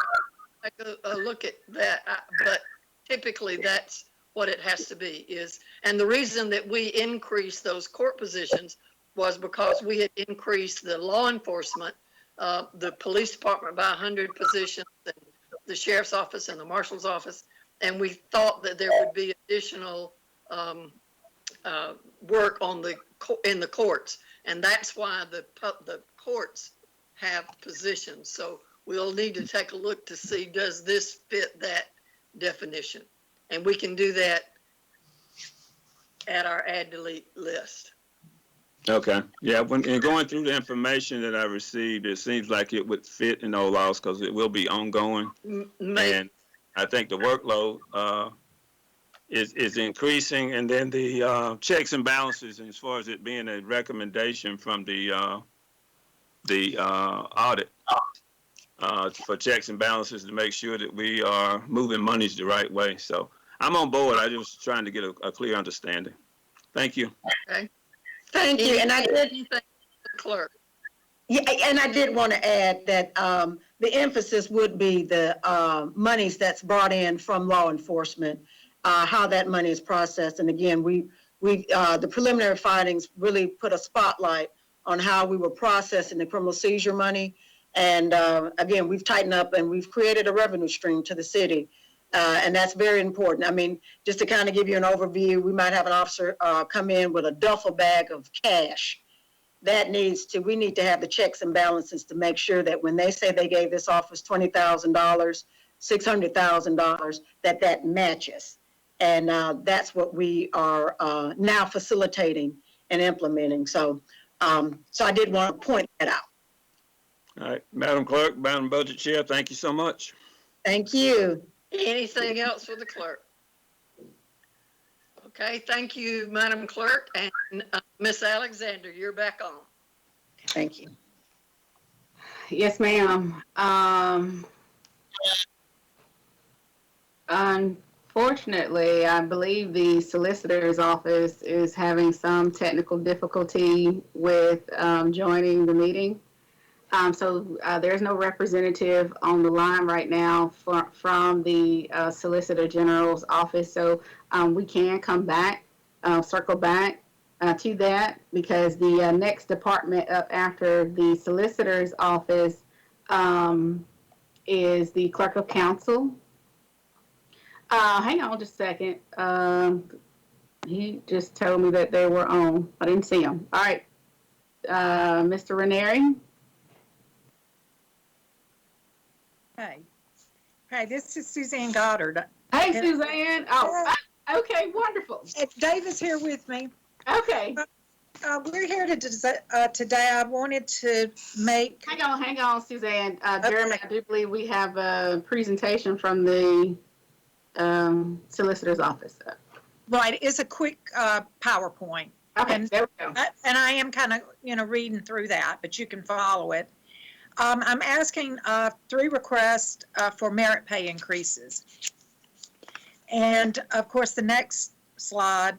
Okay, this is one of the reasons that I'm requesting it is because of our significant caseload increase. And as you can see, in 2019, we had over 10,000 cases. And the year before, we had 8944 in 2018. And that's, of course, because of the caseload, our work caseload has increased, so is our workload. So, okay, the next slide is, I want to start with, Mr. Ranieri. I think y'all know David. He's my chief assistant.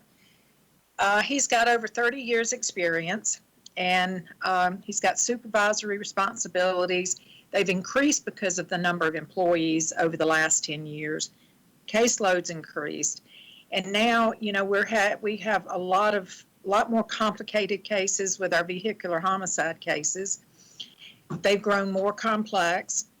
David has designed and a law enforcement training on our case law update, and he keeps you know, up to date on new case law, and he goes once a week to the in-service training, and it's very time consuming. It lasts 2 hours, and he's been very very important with his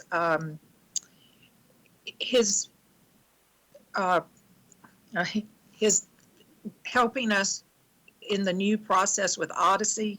He's attended most of the meetings and offered suggestions and how it will fit and work with our office, as well as we've got a new case, our case management, we've got a new case management system which is Tracker, designed for prosecutors. And we've all had to learn that. Our victim witness office was already doing Tracker, but our office is on Tracker.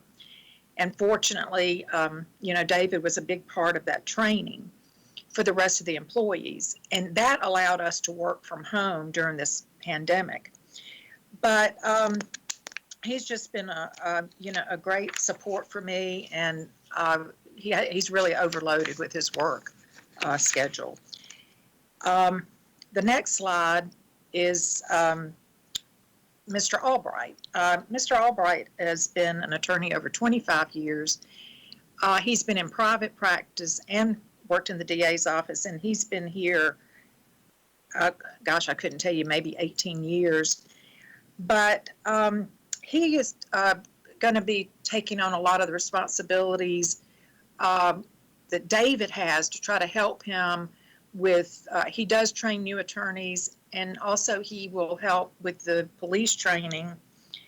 And because of his, you know, training with the district attorney and handling conflict cases before, he's going to be handling conflict cases, and he also does a lot of the attorney training for us. And these, he's kind of long overdue for, you know, any kind of raise. David and Ed, you know, their income is based on, Ed's a senior assistant, David's a chief. Their income is, salary is based on what, you know, I make, and then what the DA and the judges make. So they don't really get a raise every year. The next slide is, is Jan Vardaman, and I think y'all all know Jan. She's been with the city for over 36 years, and she kind of knows the ins and outs of almost every office, but she's been our court coordinator, but she's also taken on a lot more duties as she as in like the human resource functions. They've really increased for her recently. And she also deals with finance, and she's has a lot of budget duties. She manages all the purchases and just provides general administrative support for all the employees. And she coordinates with IT and all the IT functions. So I think all three are really well deserving because of their experience and the length of time that they've been with the office. And I would just like for y'all to continue, consider giving these pay increases. Ms. Goddard, do you have a total amount that you are asking? Yes, I do. For Mr. Ranieri, it comes out as a salary variance of $100 biweekly, which would total $2,600 a year. Is that right? And the same thing for Ed. It would turn out for $2,600 a year for Ed Albright. Now Jan's would total, hers would go up $54 biweekly, which would total $1,405.82 yearly.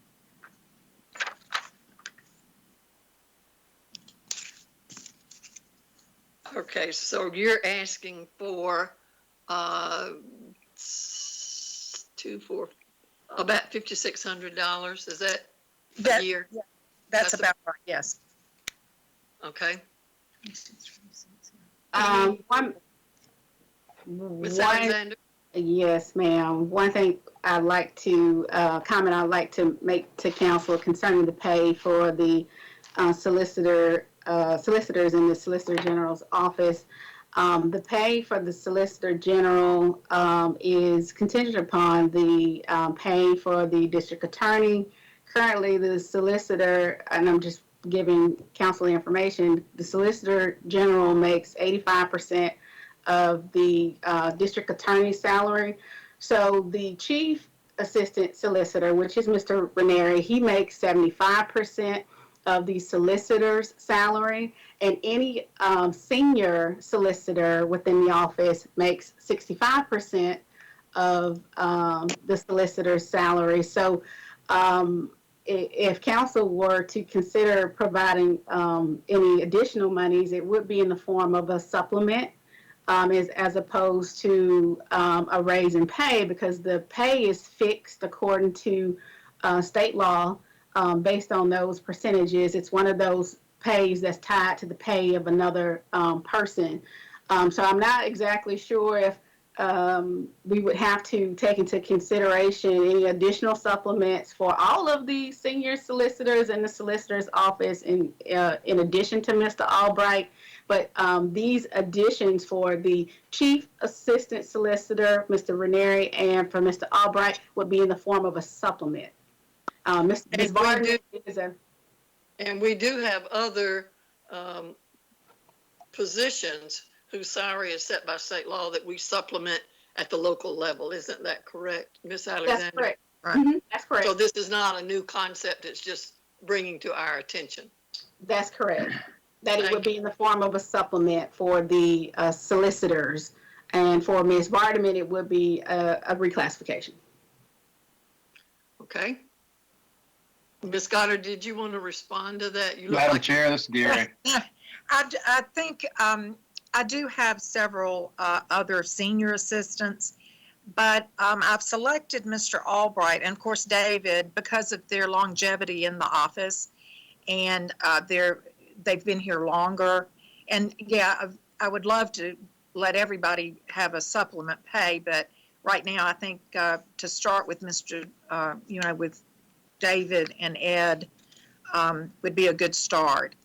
I'm trying to give, especially Mr. Albright, an incentive to continue to want to work here. I mean, he's been here a very long time, and he hasn't had an increase in quite a while.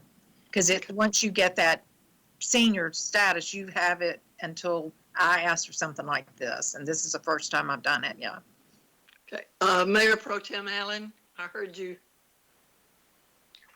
Yes, ma'am. I just wanted to clarify for the viewers that the supplement tied to salaries was a product of the Georgia legislature, not the city council of Columbus, Georgia. And that was done several years ago, if I recall. So I just wanted to clarify that for the record. Okay. Thank you. Any other counselor?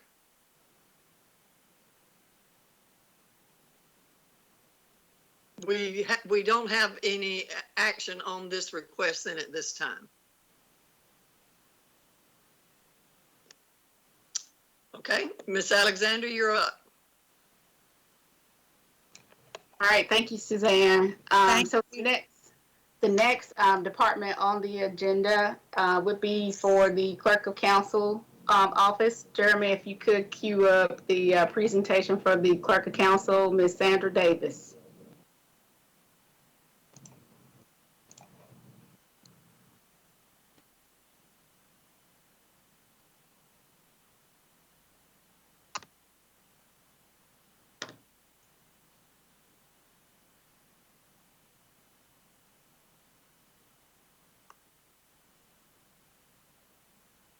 Ms. Davis, you're on.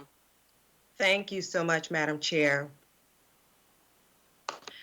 I did first want to thank the Budget Review Committee for allowing me to speak before you on today. I understand the economic circumstances that the city is facing at this time and would not have been moving forward with this request if a considerable amount of time and research had not already been started months before knowing that this pandemic would hit and would cause such a financial impact.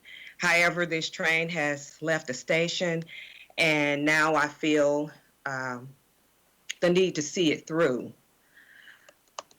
Before I was appointed as the clerk of council in January of 2019, a review of the clerk's office had been conducted, and one of the recommendations was for the clerk's office to reform the current operations by seeking technology to improve the productivity. And I have completely been dedicated to this cause, which leads me to this board management software. Jeremy, thank you. One of the most cumbersome tasks performed by the clerk of council's office is managing the city boards, commissions, and authorities. The current software is inadequate with respect to the number of entries that must be made and the need to update multiple locations. The clerk's office has been on a mission to identify technology to improve the productivity of the office. Jeremy, next. There are a total of 44 boards with 237 members. Each board is tailored differently. Some have specialized requirements for members. Others allow multiple board participation. Some allow unlimited terms of office. Some boards have residency requirements while others do not. There are board seats that are slated for various organizations and agencies. Next slide. Annually, the clerk's office presents the Human Resources Department with a report of the ethnic makeup of the 237 board members.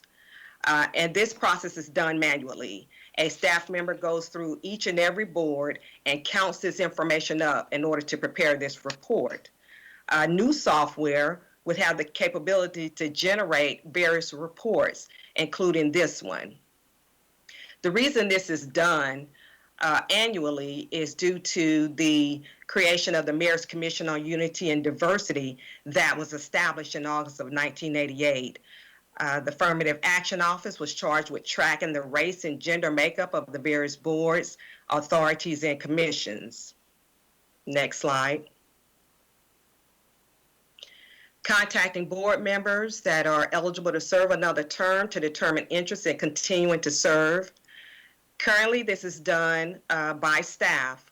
An email is sent to the members to ask them if they are interested in serving another term of office. If no response is received via email, staff has to go in next and actually place phone calls to these individuals to check on their status and their interests. One of the features for the new software would be, I'm sorry, Jeremy, if you go back for me. One of the features would be that the new software would send out these notifications to the members, and we can decide whether that would be automatically or if we wanted to individually just send those notices out basically with the click of a button. There's a brief description of the board duties and responsibility on the city's website. And what we would like to see done is that the new software would allow for the ability to upload the legislation that created or established the board, to give a full view of the membership and the duties and responsibilities, and that would be provided in its entirety. And so if a citizen was interested in that particular board, they could see all of the aspects that are involved with that particular board. Because right now, all we can do is provide a summary because of space, and we will not want to take up so much spacing with respect to putting all this information online. Next slide. So my recommendation is to include funding for board management software. The proposed cost is $12,000 for software, $2,700 for one-time startup costs, for a total proposed cost of $14,700. Next slide. And as I've stated previously, I like to end with a quote. What technology does is to create opportunities to accomplish a task using a prospective approach while being performed today. And that was something I would like to add that on the add list, please. Are there any questions? Councilor Barnes? Yes, I would like to add that. And I'd like to thank the clerk of council and each member of her staff. You keep us updated on things. Y'all have just done a phenomenal job.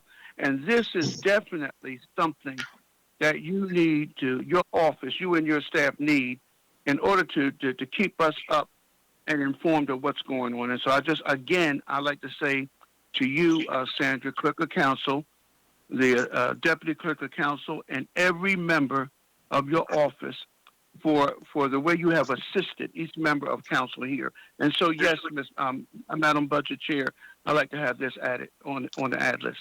Okay, Ms. Alexander, you got that? Madam Chairwoman, this is Council House. I have a question. All right.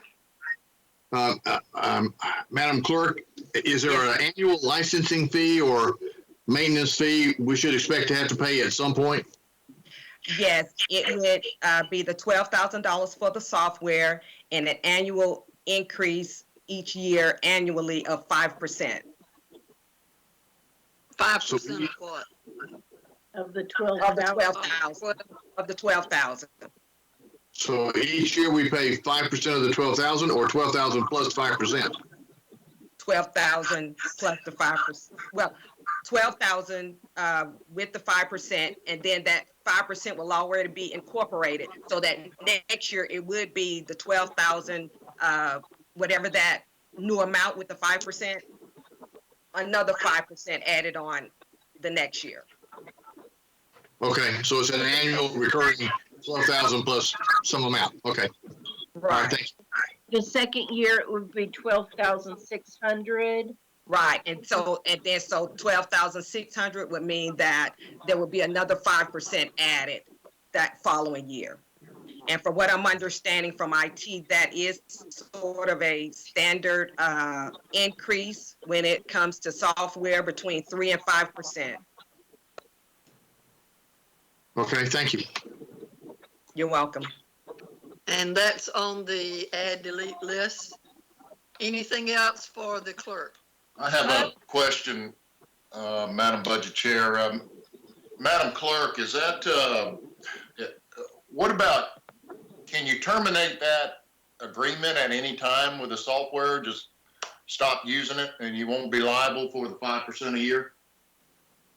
Yes, I would imagine that as part of any contracts with the city, there is a clause in there that would allow termination of that contract. And is it a consistent agreement with all the other software agreements that we have with the city? Has the management looked at it to see about that, about the structure of the agreement? Yes, Councilor Davis, the IT department has looked at this, has looked at software as it relates to board management, as well as the purchasing department has looked at it as well, so. Okay, and I got one more question. I know, look, this is a year that, you know, everybody uses that word unprecedented. But look, a lot of people are losing their jobs. A lot of people are getting reductions in salaries. There's a lot of uncertainty on the horizon. So, you know, the same is happening with our government so far. I think everybody's been able to keep their jobs. There's been some furloughs, but I hope that, you know, we talk about getting the bigger picture later. I hope that the executive management doesn't have to come back and make further decisions as it relates to our budget. But I want to ask this question to you because it relates to us as council members. We're no different than anybody else in this situation, but I know on occasions, I'm not sure how it's done or how it's structured. It's at the state level, but council members, based on their time or so forth, here and there get salary increases. And I have no clue about that. I don't even know if that's happening this year or not, but I know that some of us have talked about that we're in the same position as everybody else. Could you talk about that a little bit? And even if, Yes. Are there any increases? I guess that's what I'm Yes, getting Councilor to. Davis. To my understanding, the state has not approved their budget. If they have, I'm not aware of it at this point. But the council members receive raises, increases according to the state employees. When state employees receive an increase, then the council members receive that increase. And of course, that cost, however, is passed down for the city government to actually pay. But that is not something that the local government does for city council members. That is something that is done through the state, through their state budget. Well, can you keep us posted on that? Mr. City Manager, you may want to comment. I doubt that the state is in a position to give raises this year. So I'm just guessing now that will not be an issue of concern as far as council. Councilor Davis, you may want the city attorney Fay may want to comment on that legislation. Can I make a couple of comments on that, Madam Chair? Sure, Mr. Fay. There are two types of possible supplements or raises that counselors can receive. One of them is a COLA, cost of living assistance. When the state merit system employees get a raise, then the percentage raise is built in and mandated for city councilors also. Now, as Clerk Davis said, that may not happen this year. The state hadn't even fixed their budget. But there's another type of increase, longevity increases, that councilors also receive based on the number of 4-year terms they have served, and those are also mandated by the state law. The council and the county here doesn't have any choice but to pay those out when they are eligible for those longevity increases. Now, as we have told several councilors that asked, I mean, if they get such a longevity increase and wanted to donate it back to the city, they certainly could, but these increases are mandated at the state law level when state employees get a cost of living and when our counselors have a 4-year longevity increase. Hope that helps. My screen's cutting out a lot. I didn't hear half of what you said, but I'm guessing that, we can continue to watch this as things transpire at the state level, and we can make adjustments if needed. That's right. You remember, Councilor Davis, that we said we are going to keep a closer watch on this budget because of all of the uncertainty and the financial crisis we're going through. And we will be reviewing this before January, as we typically wait until mid-year. So this is certainly something that hopefully the state will have adopted its budget fairly quickly. I saw somebody else, Councilor Crabb. You had a question. Thank you. I'd like to go back to the issue of the boards and the management of the boards and the just overwhelming responsibility it is for the clerk of council's office to maintain these boards. And I know that some of these boards have been made over the years, and different councils have created the boards with the different mandates and the different criteria. And I was hoping that we could seriously take a look at these boards, because now that I'm on the committee for the clerk of council, I've been looking at this, and it seems like there's some redundancy in the boards, and I'm hoping that maybe we could clean it up a little bit to where there's more consistent requirements to be on the boards and more consistent maintenance of the boards, so that they're more alike in what the duties of the clerk of council has to perform in order to maintain these boards. And maybe we can go through, and maybe some of these boards can be consolidated into so that we have less boards. Seriously like to submit that. I don't know if it's something that the committee does and then submits to council, or if it's something we could do in a work session. But I really think that this has become overwhelming, and that it's something that we should look at in addition to the software. Councillor Crabb, if I may offer a suggestion, there is a committee that has oversight of the clerk's office. Perhaps if that committee would come to council with a recommendation that a committee be formed to look at this, similar to what we did with the take-home car policy. This is not something I think that we can do in one meeting, but it's something that needs to be studied. And so I would recommend that the committee that you're on that oversees the clerk's office talk about this and bring a recommendation to council, not necessarily in the budget arena, but to do exactly what you're talking about, to study it and make a recommendation to council on numbers and duties and all of those kinds of things. Would that be acceptable?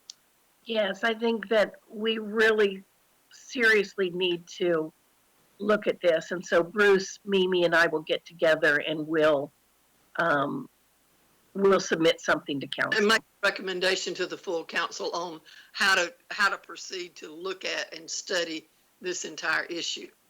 Okay. So just before I get off here, Bruce, Mimi, and Sandra, let's plan to do that in the very near future. Okay. I'm all right with that. Anything else for the clerk of council? Ms. Alexander, do we have an ad? We did have an ad on that one, didn't we? Yes, ma'am. Okay. Council Barnes added the clerk's request for the software. Okay. Madam Budget Chair, Yes. Councilor Huff. Just wanted to say to the clerk, thank you so much for the presentation. Councilor Crabb, Councilor Woodson and I have met, and Councilor Crabb did bring up her concerns about the number of boards. So we will get back together and come in as a unit and make a recommendation to the council to form that study committee, so we can kind of gain some ground on that and find out what's going on. But as far as the software itself, I'm in a total agreement of the software at this time, because of what's really going on, and her trying to keep up. That office is trying to keep up with everything that we have going on, and it would make life a lot simpler. And I think it'll be a lot easier following up with all of our board members to find out if they want to serve a second term and things of that nature. I think we'll be able to get information a lot faster. Thank you. Thank you, Councilor. Anything else for the clerk? Except to say, once again, Madam Clerk, thank you for making us look good. You always do that. You take good care of the counselors, and we appreciate it. Thank you. Miss Alexander. Yes, ma'am. So the last presentation that we have for today it will be presented by our Deputy City Manager, Pam Hodge, and it is our FY21 Transportation Projects Update. Jeremy, if you could cue up the presentation. Ms. Hodge?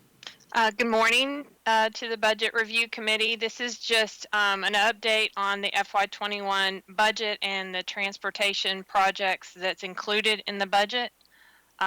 Next slide, Jeremy. So the FY21 budget for transportation is just over $7 million.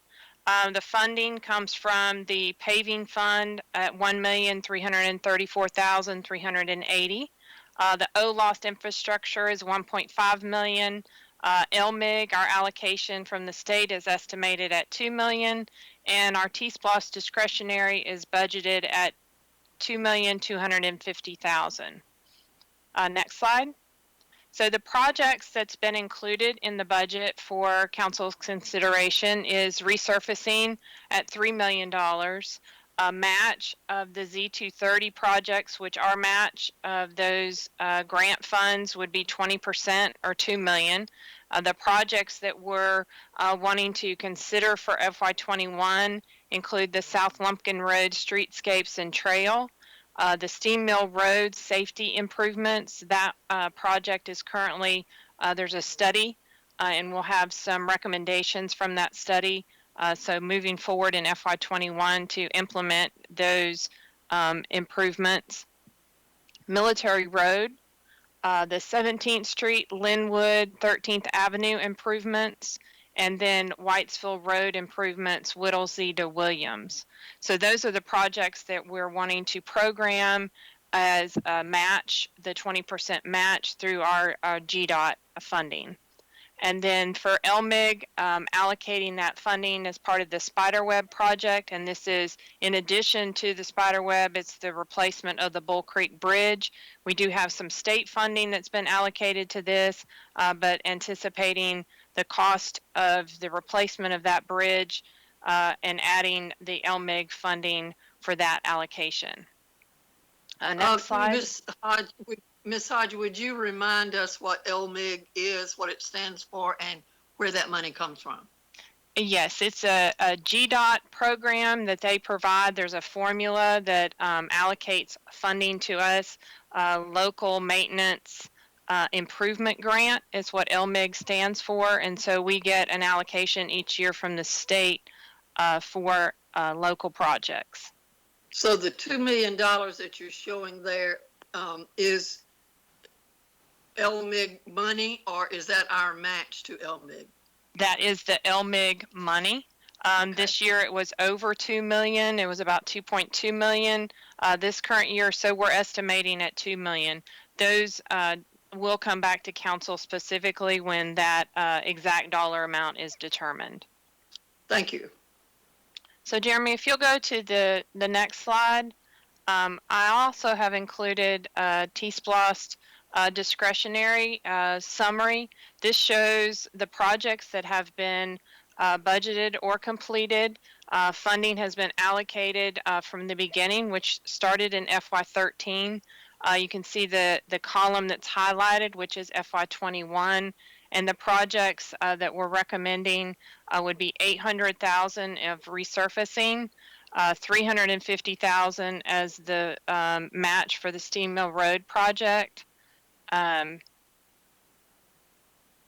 You can scroll up a little, Jeremy. The sidewalk project, and you can see the total at $2,250,000.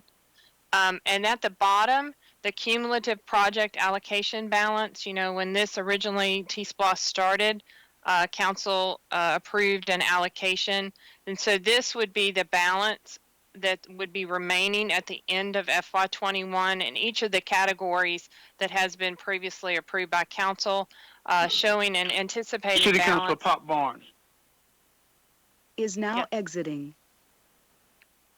So this would show the balance at $1,265,000 is our estimated balance at the end of FY21. And in those particular categories, and moving forward through FY22, and as the T-SPLOS comes to an end in December of 22, which would be FY23, we're projecting about $5 million in total for the next 2 years to complete the T-SPLOS discretionary funding. So at this time, I'll be happy to answer any questions. Yes, Madam Budget Chair, this is Councilor Huff. All right, go ahead. Director Hodge, Deputy Director Hodge, Deputy City Manager Hodge. I'm gonna get it right one day. I would like to ask you about the grading of the roads. I think you told me you do it about every 5 years or so. Yes. We at that point now because I have some roads that are really, really bad off, but we had to wait for the regrading of those roads.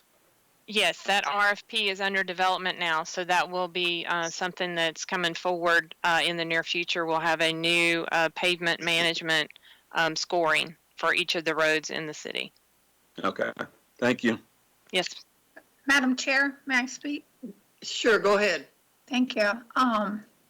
Deputy City Manager Pam, I am very excited and very thankful. We finally are going to see South Lumpkin Road's streetscape. I like to be a part of that because I'm interested in what we're going to do, if I may. Absolutely. And I would like to know, like, what's the time frame that we're looking at starting on looking at the project? Do you know? So after July, once the budget's adopted, it will have to be programmed through our funding sources with GDOT. And once that takes place, then we can move forward with the RFP on the project. So there'll be probably about a 3-month timeline in order to get that programmed and a contract in place, and then we'll be moving forward with that. So when you say get a contract in place, do you mean so that we can start the design for the landscape, or that will be already in place? No, we'll need to get a GDOC contract in place for the Z230 funds in order to do the RFP to get a firm on board. Okay. All right. Well, thank you very much. Keep me posted. You know how I've been fighting for so long. I can't believe it feels like Christmas today. Thank you. Yes, ma'am. Other questions for Ms. Hodge? Madam Budget Chair, if I may, Ms. City Manager and Deputy City Manager Hodge, I want to thank you for focusing on the need of improving the safety of Whitesville Road. I think everybody's known it's been a long time problem for a long time. It used to be Councilor Henderson, it's Mayor Henderson now. I used to get a call from him all the time about driving it, and he said, "You're my council representative. You need to talk about this. You need to bring this up." So I appreciate that. I know there's some work to do. I know there's still a lot of work to do on that, but I've always said on some of these road projects, if there's any way, maybe on a temporary side of funding, if there's any way to go ahead and get some of the pre-planning out or the engineering, at some point we may be able to identify some funding, whether it's federal or state or, additional funding from whatever source, that we would be able to jump on it and move right away versus taking many, many years to get these things done. So, I want to thank you for focusing on that too. If we can kind of keep that mindset and expediting some of these projects, I think that would be a good thing for the citizens. Yes, sir. Thank you, Councilor. Anybody else? Thank you, Ms. Hodge. And could we get a copy of that presentation emailed to us? It was difficult to read some of the projects that were listed, and I often have citizens ask me about it. It would be helpful to have that list. Sure. We'll definitely send that out. Okay. Anything else then for Ms. Hodge? Okay, Ms. Alexander, we're back to you. All right. Well, that concludes our presentations for today, Madam Chair. The next budget review meeting, as you mentioned at the start of this one, will be May the 26th. That will be held at the Civic Center. And we are scheduled to begin that review of the AddDelete List at 2 p.m. I'm going to ask that council be somewhat flexible on that. We're scheduled to meet at 2 with a, from 2 to 5, with a council meeting starting at 5:30. And I would like to have the opportunity maybe for Miss Alexander and me to talk in this next week about, are we going to need 3 hours to go over the AddDelete list? I don't want us to come in at 2 o'clock, finish the AddDelete list at 3:30, and then have to come back at 5:30. So, counselors, as you go through this week, I'm going to ask that that Miss Alexander send us as quickly as possible the new AddDelete list, so we'll know what we have to look at. And if the city manager has any of the suggestions, particularly for the election request, anything you can get to us before next Tuesday. And then let's have a conversation, Miss Alexander, and the other counselors weigh in. Do we need to meet at 2 o'clock, or can we move that till, I don't know, 4 o'clock? Will an hour do it? I just don't want us to come in at 2 and then have to come back at 5:30 if we can get out of that. So if that's acceptable, you will be receiving counselors will be receiving a message from Miss Alexander on what time we're going to meet, whether it's the new time or the 2 o'clock time. Okay. Are there responses to that by any of the counselors? I just have one question, Madam Chair. Is the budget meeting and city council going to be at the Civic Center, or we're going to do one virtual and one present? They're both at the Civic Center. Okay. All right. I have a little concerns, but okay. Thank you. Madam Budget Chair. Yes, go ahead. I've got a couple of matters to discuss with you. We asked for early on. We asked for some information from Community Mr. Davis. CDBG. Mr. Davis. Yes. Mr. Davis, if I can interrupt you, let's see if there are questions about the schedule for next week, and then I'll come back to you. Okay. No problem. Okay. Any other? Okay. Madam Budget Chair, Councilor Huff. Will we be entering from the rear of the Civic Center for security reasons or from the front? Mr. City Manager or Ms. Goodwin, either one of you want to comment on that? Yes, this is Lisa. We're going to send you out today. You will have a map of what that layout is going to look like on the Civic Center floor, on the arena floor. You'll have that today, as well as a map of how you enter. Yes, we are going to have you to enter the back of the Civic Center in order to have that privacy and that security. There will be a deputy sheriff there with you to get you to park, to help you to park in the back, and then escort you to where you need to be. So yes, we're going to send all that information out to you today. And Ms. Goodwin, if there's a member of the public that wants to attend that meeting, are you going to have something for them also? Yes, there's seating for the public. It's going to be like no different than any other council meeting where the public will be able to attend. And there are 6-foot distance chairs for them to seat. And so everything that we have on the arena floor for the public and for council for this city council meeting is socially distanced. And you'll see so that once you, I'm sorry. Will everyone then enter from the back? No, only the council members. The public will enter through the front doors. And we will have, again, deputy sheriffs will be there to direct them, but you will have a map that shows how you get around the back to where you're supposed to be.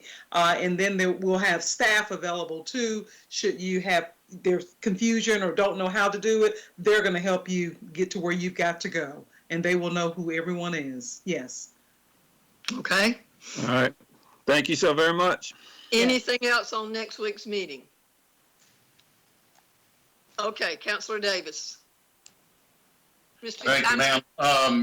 Yes, the two things. One, we had asked for some information on the allotment of the CDBG money, and we have not received that yet. I think somebody said there was going to be a presentation, and I don't have that material. Second, if you might want to comment, Madam Budget Chair, on the request we made. I know with all respect to the Public Safety Director, and I think it was mentioned that there's some work in this area, some progress being made. I don't know. You may want to comment on that. That's my question about the hazard pay. Mr. Mayor, do you want to comment on that? Yeah, that? I'll be happy to. We had indicated we'd bring you back a proposal at the next meeting, so it'll be there Tuesday. Okay. And we will send it out early so that counselors can take a look at it and comment on it and be prepared to amend, reject, adopt, whatever it is that is your desire. Thank you, Mayor. And I guess, you know, in talking through this, I'm sure y'all looking at all the options, potential options versus just, you know, if council decides just to go ahead and accept the proposal. I guess you're looking at several options that would benefit the employees that we're identifying for candidates for hazard pay. Am I right on that? Or they? Yes, there's with the assistance of the executive management team, who has also talked to directors, and I've talked with the public safety heads as well. We've come up with a list. Now I can tell you that the odds of getting that list exactly right out of the gate are probably a little short. So we're going to be presenting something that will allow for people to go through their department head to appeal if they feel like they should be included.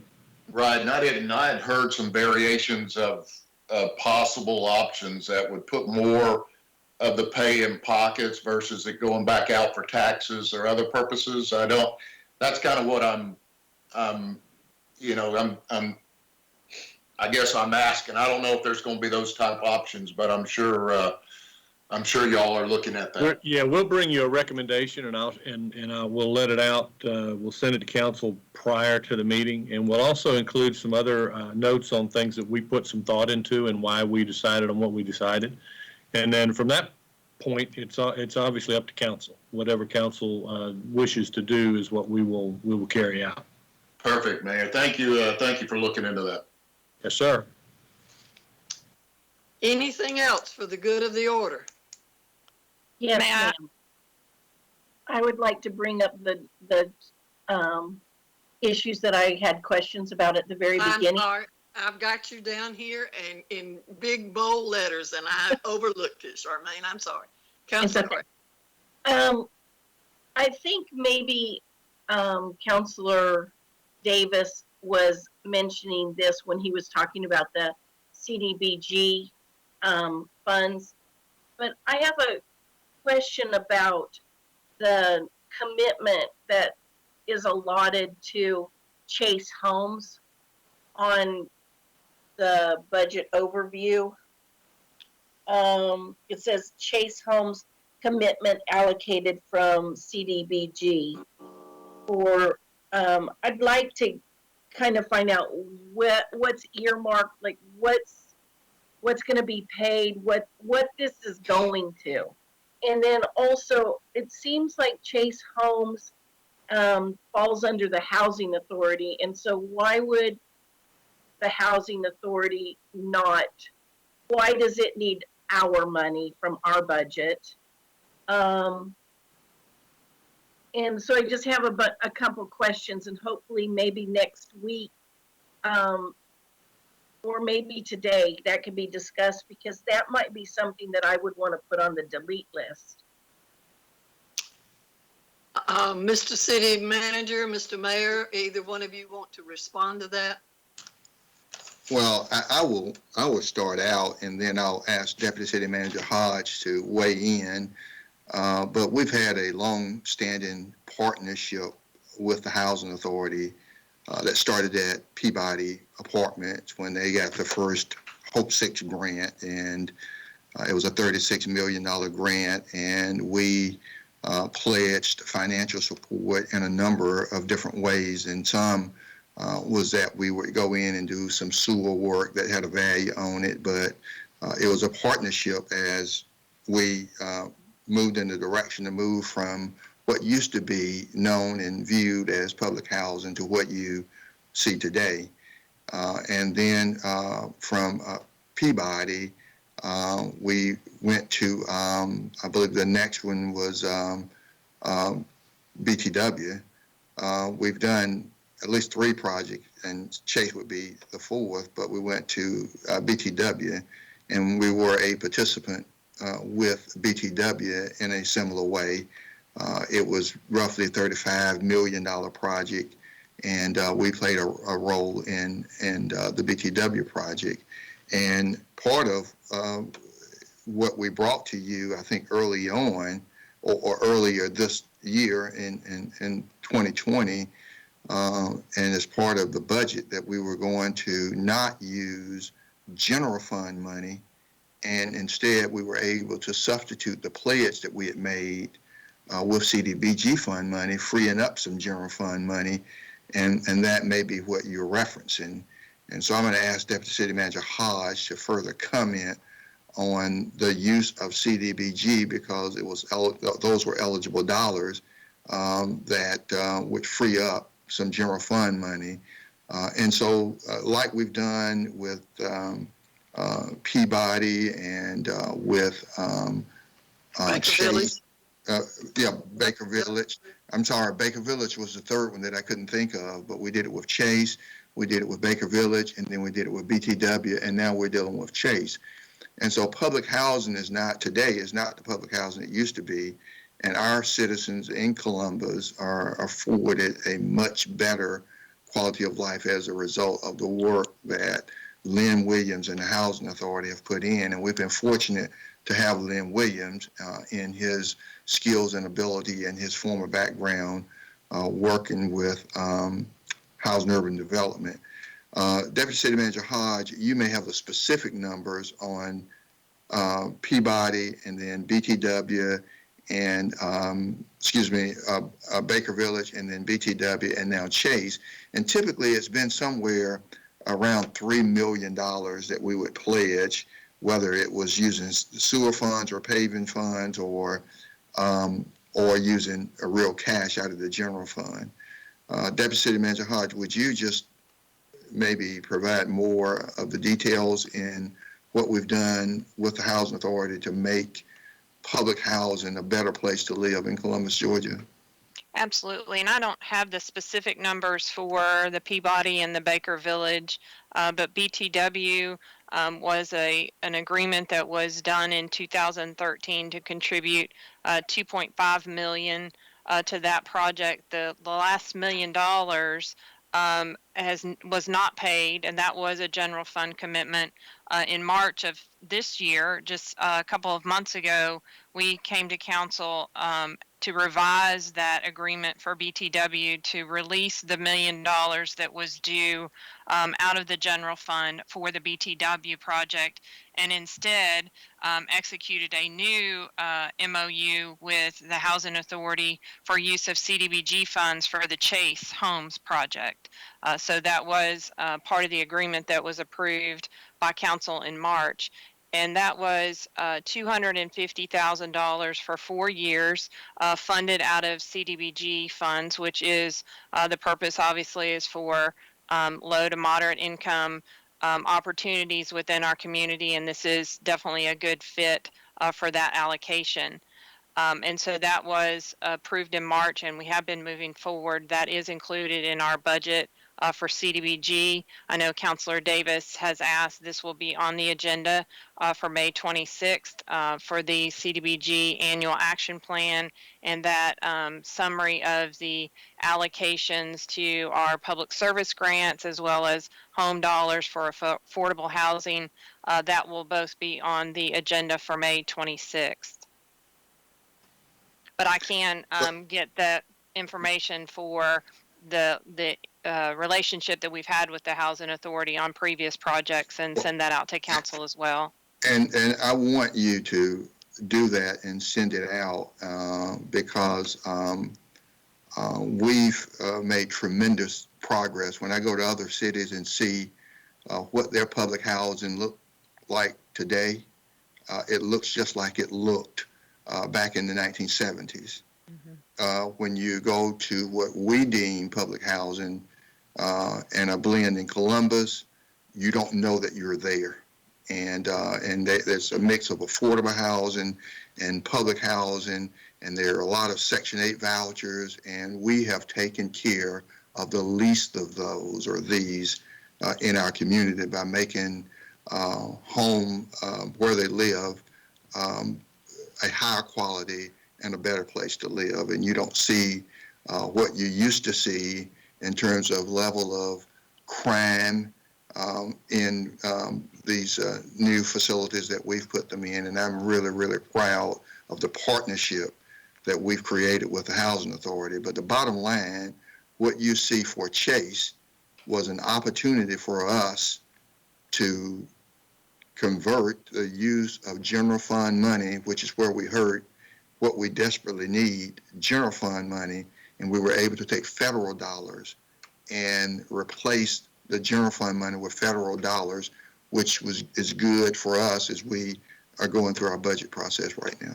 And we did that back in March. Okay. Okay. Then Ms. City Manager, if I may. Mr. Davis, if we can let Mr.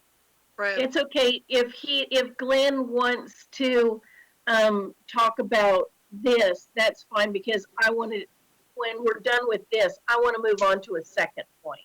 Okay. Mr. Davis, is yours about? Yes, I thought we did a land transfer to satisfy our commitment, our remaining commitment. I think that was the request. Am I mistaken on that? The land transfer, you're talking about down we transfer some land to the Housing Authority to satisfy the remaining amount of the commitment? No.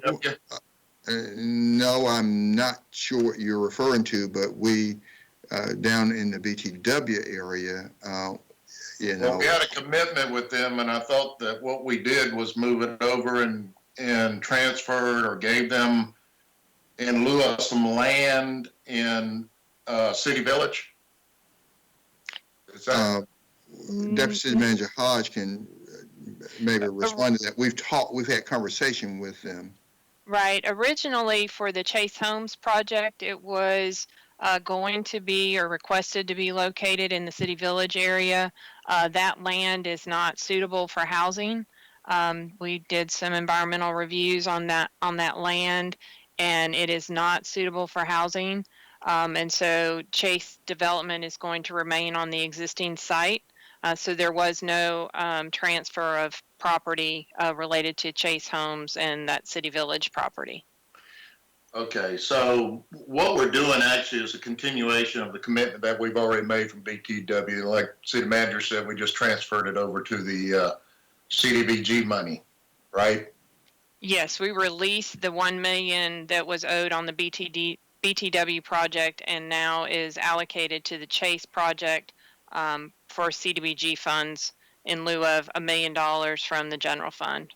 Right. And over in Mississippi Manager, you kind of laid it out over the years what we've done, and you know, I think all of us are proud of what we've been able to accomplish there. I think initially they needed us.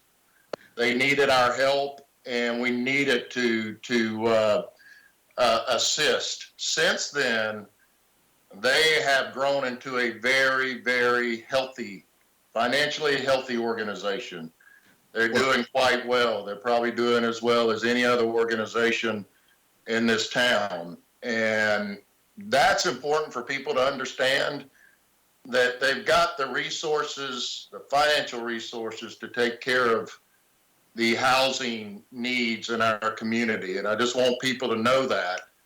They probably have one of the best balance sheets in this whole state of any other organization. So when you start looking at those kind of things, the numbers, it's amazing at what they've done and where they're at today. And I think they're quite capable of accomplishing their goals without our assistance. I would like to focus more, in this case, I think what Councilor Crabb was talking about is just to make sure that we could take those funds. I don't want to, and Councilor Mayor Henderson now, we used to always talk about this, about the need to deal with our blighted and derelict and decaying properties all around town, and that CDBG money is so important in doing that. And I think that was probably a concern that you know, that we didn't tie that money up where we couldn't take it and clean up areas throughout our community. And that's not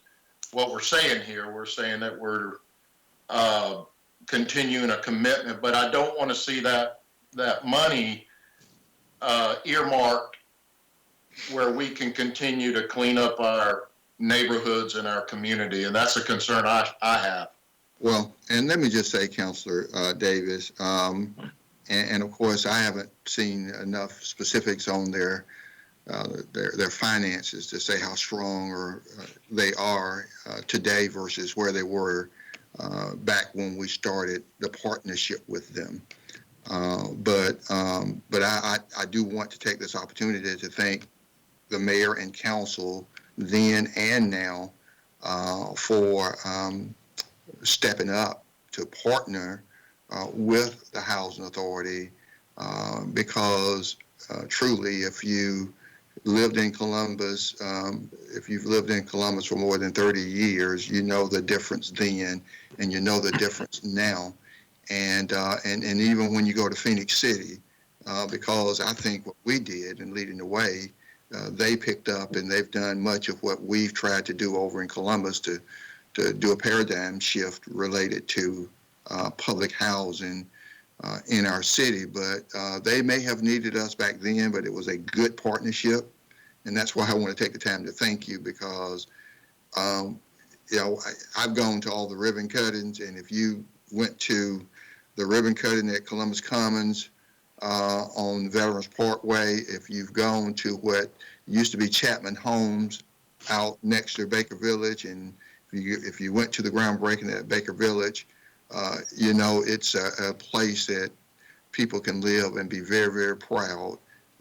We turned things around in Columbus, and it's because council members then and now stepped up to support the housing authority in their efforts. And I want to commend Lynn Williams for his leadership in that, because of Lynn Williams, we're where we are today because of his leadership. So they may be stronger now than then, but it's a partnership worth having. And so just thank you for that. Yes, Mr. City Manager, and I want to highlight that again. Lynn Williams has done an outstanding job, and I know he's going to be retiring soon. Am I right on that? That's correct. And look, he's got that organization at a good point, really, really good point. They are extremely stable, and that's a credit to the management.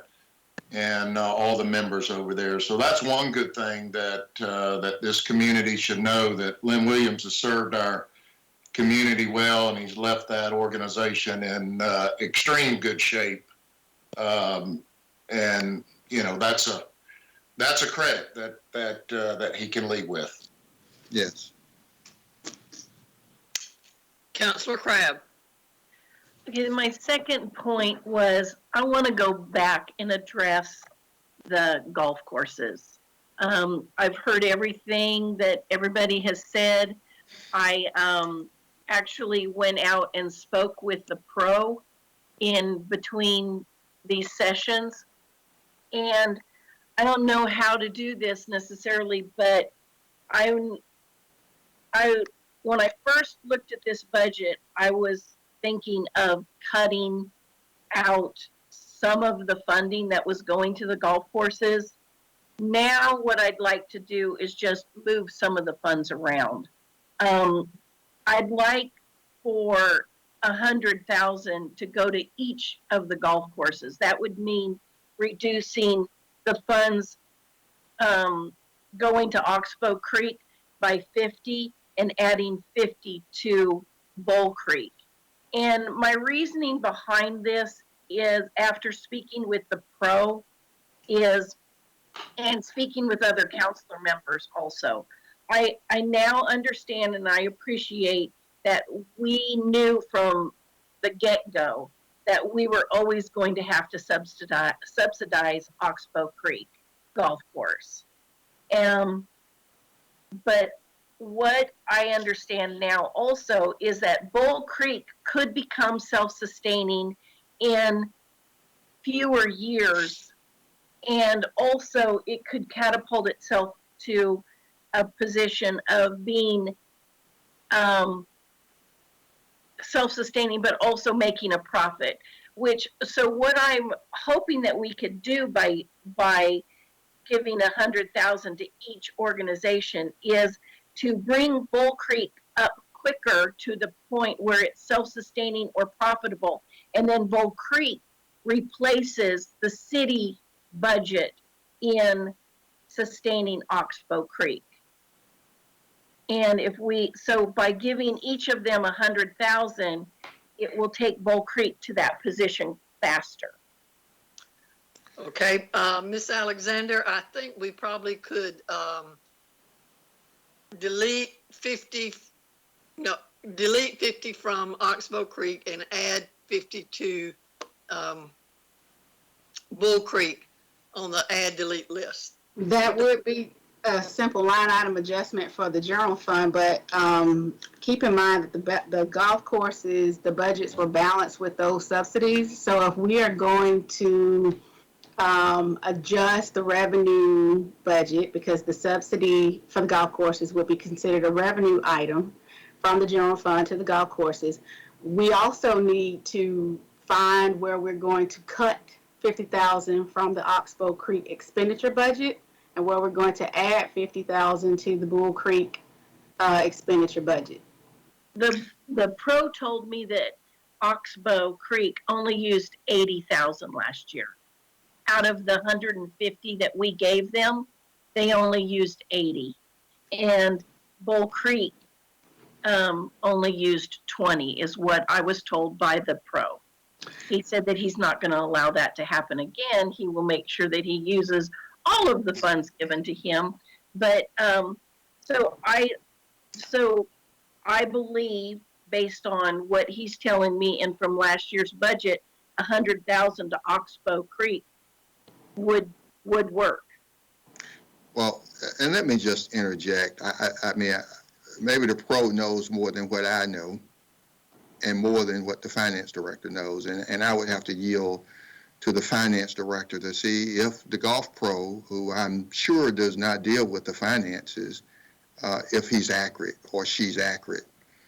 But let me just say, I mean, it's a council decision, and I mean, with 6 votes, you can do whatever you like. But if you're going to start dealing with the golf courses, what as city manager, what I would recommend is that you do a professional study, review, some something that you can really know the future direction.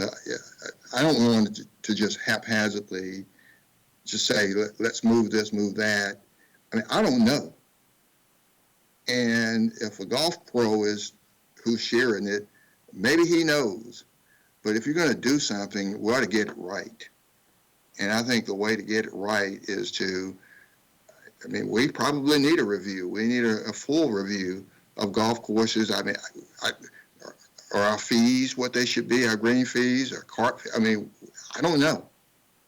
And so, I mean, if we're just going to start doing something, we're to do it based on a complete study with good recommendations, that we're not talking about it in the next budget year in the same way. Whether we got it right by moving this or didn't get it right, we ought to just take a good look and let council decide if they want to do whatever it is that comes out of it. That's my 2 cents. Councilor Crabb, do you wish to respond to that in any way? I don't know how to respond to that. Okay. I tell you what, I'm not saying that in an offensive way. Madam Budget Chair, if I may, Madam Budget Chair, Councilor Huff. What I would suggest that we do is let's leave this on the AddDelete list. Let's, in this next week, I'm giving you guys a lot of homework, talk about this, and we can come back at our AddDelete meeting with a recommendation of, do we do what Councilor Crabb has said? Do we incorporate what the city manager has requested? I think this is too big a decision for us to make spur of the moment, quite frankly. But I heard Councilor Huff. Yes. Thank you, Madam Budget Chair. I've had a discussion a few times now, and from the time I arrived in 2011, it was a conversation I had on a regular basis with Councilor Red McDaniel. And it was stated to me that the golf courses were not supposed to make money and not supposed to break even. It was monies put there for quality of life for the citizens of Columbus and for those that may not do anything but play golf. And Oxbow was put there, like I told a couple of people from the beginning. It was moved from A.J. McClung Memorial Stadium to where its present location, hoping to have 18 holes. They only received 9, so it's never going to be able to make money or break even. But it does provide that quality of life for the ones that play there. And Bull Creek is the signature course as far as trying to have the larger tournaments and things of nature to show off the city and for business people to have their outings and different things of that nature based upon competing with Maple Ridge and other courses in town. So I'm basically always going to be on the side of the monies are there for the golfers and the people, and we need to get information from the board, that the Golf Authority, to see what the monies look like and everything, because I'm sure the pro is involved, but I don't think he is as involved as the board themselves. So I just look forward to working through it. Okay, it's on the AddDelete list, so we can continue to have this discussion at our next meeting. Madam Budget Chair, to the request. Yes. I hope, I'm really concerned. This is just a budget, and we do this every year, but I'm glad to hear the city manager talk about looking into a potential plan. I think it's time. I think we really got to think out of the box here, because there's so many changes that are taking place in our community, and you see it in the corporate sector all the time, of improving and revamping and retooling and renaming. We got to think the same way. We're subsidizing a 9-hole golf course to the tune of $150,000 a year. If we did 9 holes, the fear is that you have to subsidize it another $150,000, and then without really looking at the dynamics of what's happening there, the question comes in: can we do better? Can we do better? Can we improve? Instead of 45 holes of golf, 36 holes of golf, but maybe even make it even better. And we've had so many, we've got the new East, what is it, the new East Highway corridor that, I mean, you can zip from the south end of town to Bull Creek in a matter of minutes now. We used not to have that highway in place. So there's a lot of things that have changed. And I bet it begs the question, can we do better? Maybe Oxbow Meadows becomes a whole new venue, a different style recreational venue over there, where it wouldn't have to be subsidized, and you can do what Councilor Crabb is talking about, take that money and turn Bull Creek, it's already a first-class golf course, but get it back to where it used to be in prime shape and do some of the things that you can improve it even better and increase the participation over there and increase the usage, where in turn you make more money. So the question is, at the end of the day, do we have an opportunity to make more revenue in these areas with a little retooling or real revamping, still accomplish the same thing and not have to subsidize these courses anymore? I think there's an opportunity there. You got to have vision. You got to have vision. And right now, the reality is you're $150,000 for 9 holes and $50,000, which is $25 for 36 holes. It's hard to be able to look at somebody and say that there's value there, there's worth. So we've come a long ways and times changed, and there's a lot of stuff now that we've got an opportunity here. This is a budget question. It's a budget matter, and there's an opportunity there, and the city manager's right. I think we've got to look at it real close, and I know we attempted with the former mayor that was in, we attempted it, but I'm not sure where it's gone, but there's a lot of things that have happened since then. Thank you. Madam Mayor? Yes. Sorry. Oh, I'm I called sorry. you mayor. Sorry, I called you mayor. I'm sorry. Me too. Don't get carried away. Yes, ma'am. I apologize. I have some concerns, and I feel that, yes, while this is a budget matter, I think this is something that I tend to agree with the city manager. I think this is something that we should have a work session or a study to be done. And I think we should look at this during mid-year budget, because we are in a crisis right now. Public safety is asking for a lot. The courts are asking. There's a lot. And I just feel that why the golf is important isn't something that every citizen in Columbus, Georgia does or play at this time.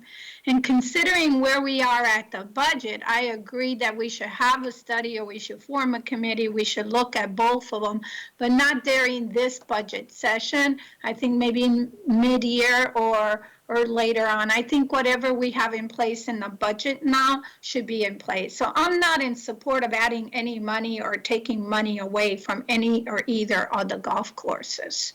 I think we're at a critical time right now that that's not like a real priority to me, as it is public safety and all the other things that we're doing, considering Corona-19 and the budget it is now. But it's something to look at for the future. I'm not changing any of the dollars. I'm just moving dollars around. They've already budgeted $200,000 to the 2 golf courses. All I'm saying is move. They've got 150 going to a 9-hole course and 50 going to a 36-hole course. If we were to take the 200,000 and divide it by 47 holes, then that means it's $4,255.32 per hole.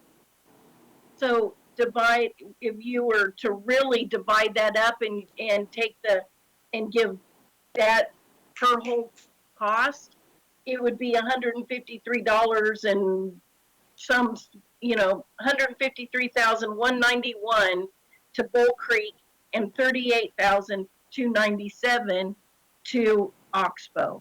I understand that $38,297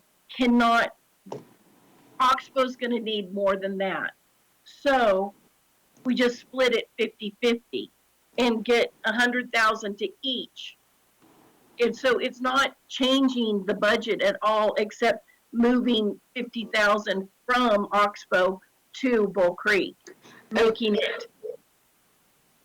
them, both get the same amount of money.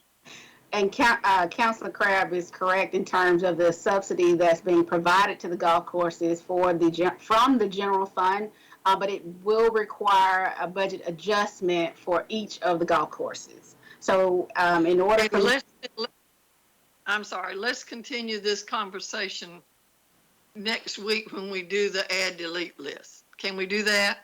Well, I just want to make note that I'll make the adjustment on the general fund as a budget neutral item, but there will be a reduction to the expenditure budget that the golf authority will have to advise what line items to reduce from the budget of Oxbow Creek, and I'll plug 50,000 on for Bull Creek, and they'll have to advise what line items to increase for Bull Creek. So, and will you you, reach Ms. out Alexander, to them?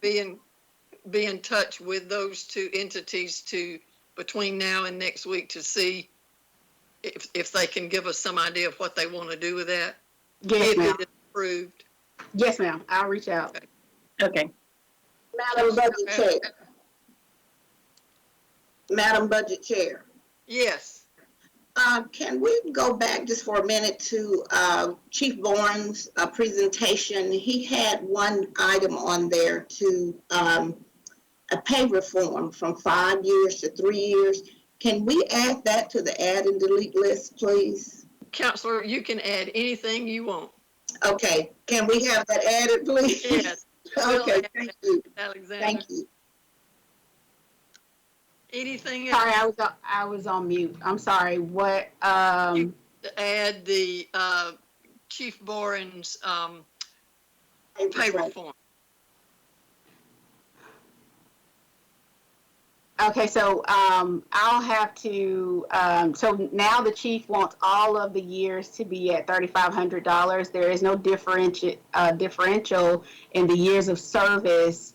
I just want to make clear that year 3 was the only year where there was a difference, where the officer would receive a $1,000 increase. Okay, so now all the years will be at the $3,500. I have to come up with what that amount would be. And I'll provide that. Jerry is now joining. Thank you. Okay. Madam Budget Chair? Anything else for the good of the order? Yes, ma'am. Madam Finance Director? Are you still there? Yes, she's here. Go Yes, ahead. Sir. Along those lines, I wrote a note here and I didn't get to say it earlier. If you could provide next meeting that we can go over. I think the police chief, when he came, he gave us a total cost on vehicles, but that was not a cost per lease, was it? That was correct. That was a total purchase price. That's cost. correct. That's correct. Because we don't know at this point. Could you give us a view of what that would look like from a lease standpoint? Most certainly. Sure. We just, and I'll also have to reach out to the bank to see if we have the capacity to lease another $1.4 million in vehicles, considering, what we're experiencing with the economy. So I'll have Right. I forgot about that. They do have a quota. The other thing is all the vehicles that we've approved in prior budgets, they've all been purchased and being used now, right? The vehicles that were approved as part of the lease that we initiated in FY20, we have not yet received all of those vehicles, and that's just due to manufacturing issues, again, related to COVID. Have they been requested to be purchased? Yes, we have the purchase orders out. Oh, okay. They're just being developed. That's correct. Yeah. Or in line or in queue to be manufactured. Okay, and when do you expect those deliveries to come in? I believe the last bit of information that I've received from Fleet was around August. Okay, all right, thank you, ma'am. Yes, sir. Anything else for the good of the order? Okay, I want it noted that we have a credit of 2 hours on meeting time. We're 2 hours early, earlier than we were scheduled. But we will see you next week at the Civic Center. You will be getting an email from Miss Alexander on what time. And between now and then, I would request that you take a look at what we're doing. Both the city manager and the finance director have said they'll get information out to us as quickly as possible so that we can look at what we need to consider for next week's meeting. And with that, unless there is objection, we are adjourned.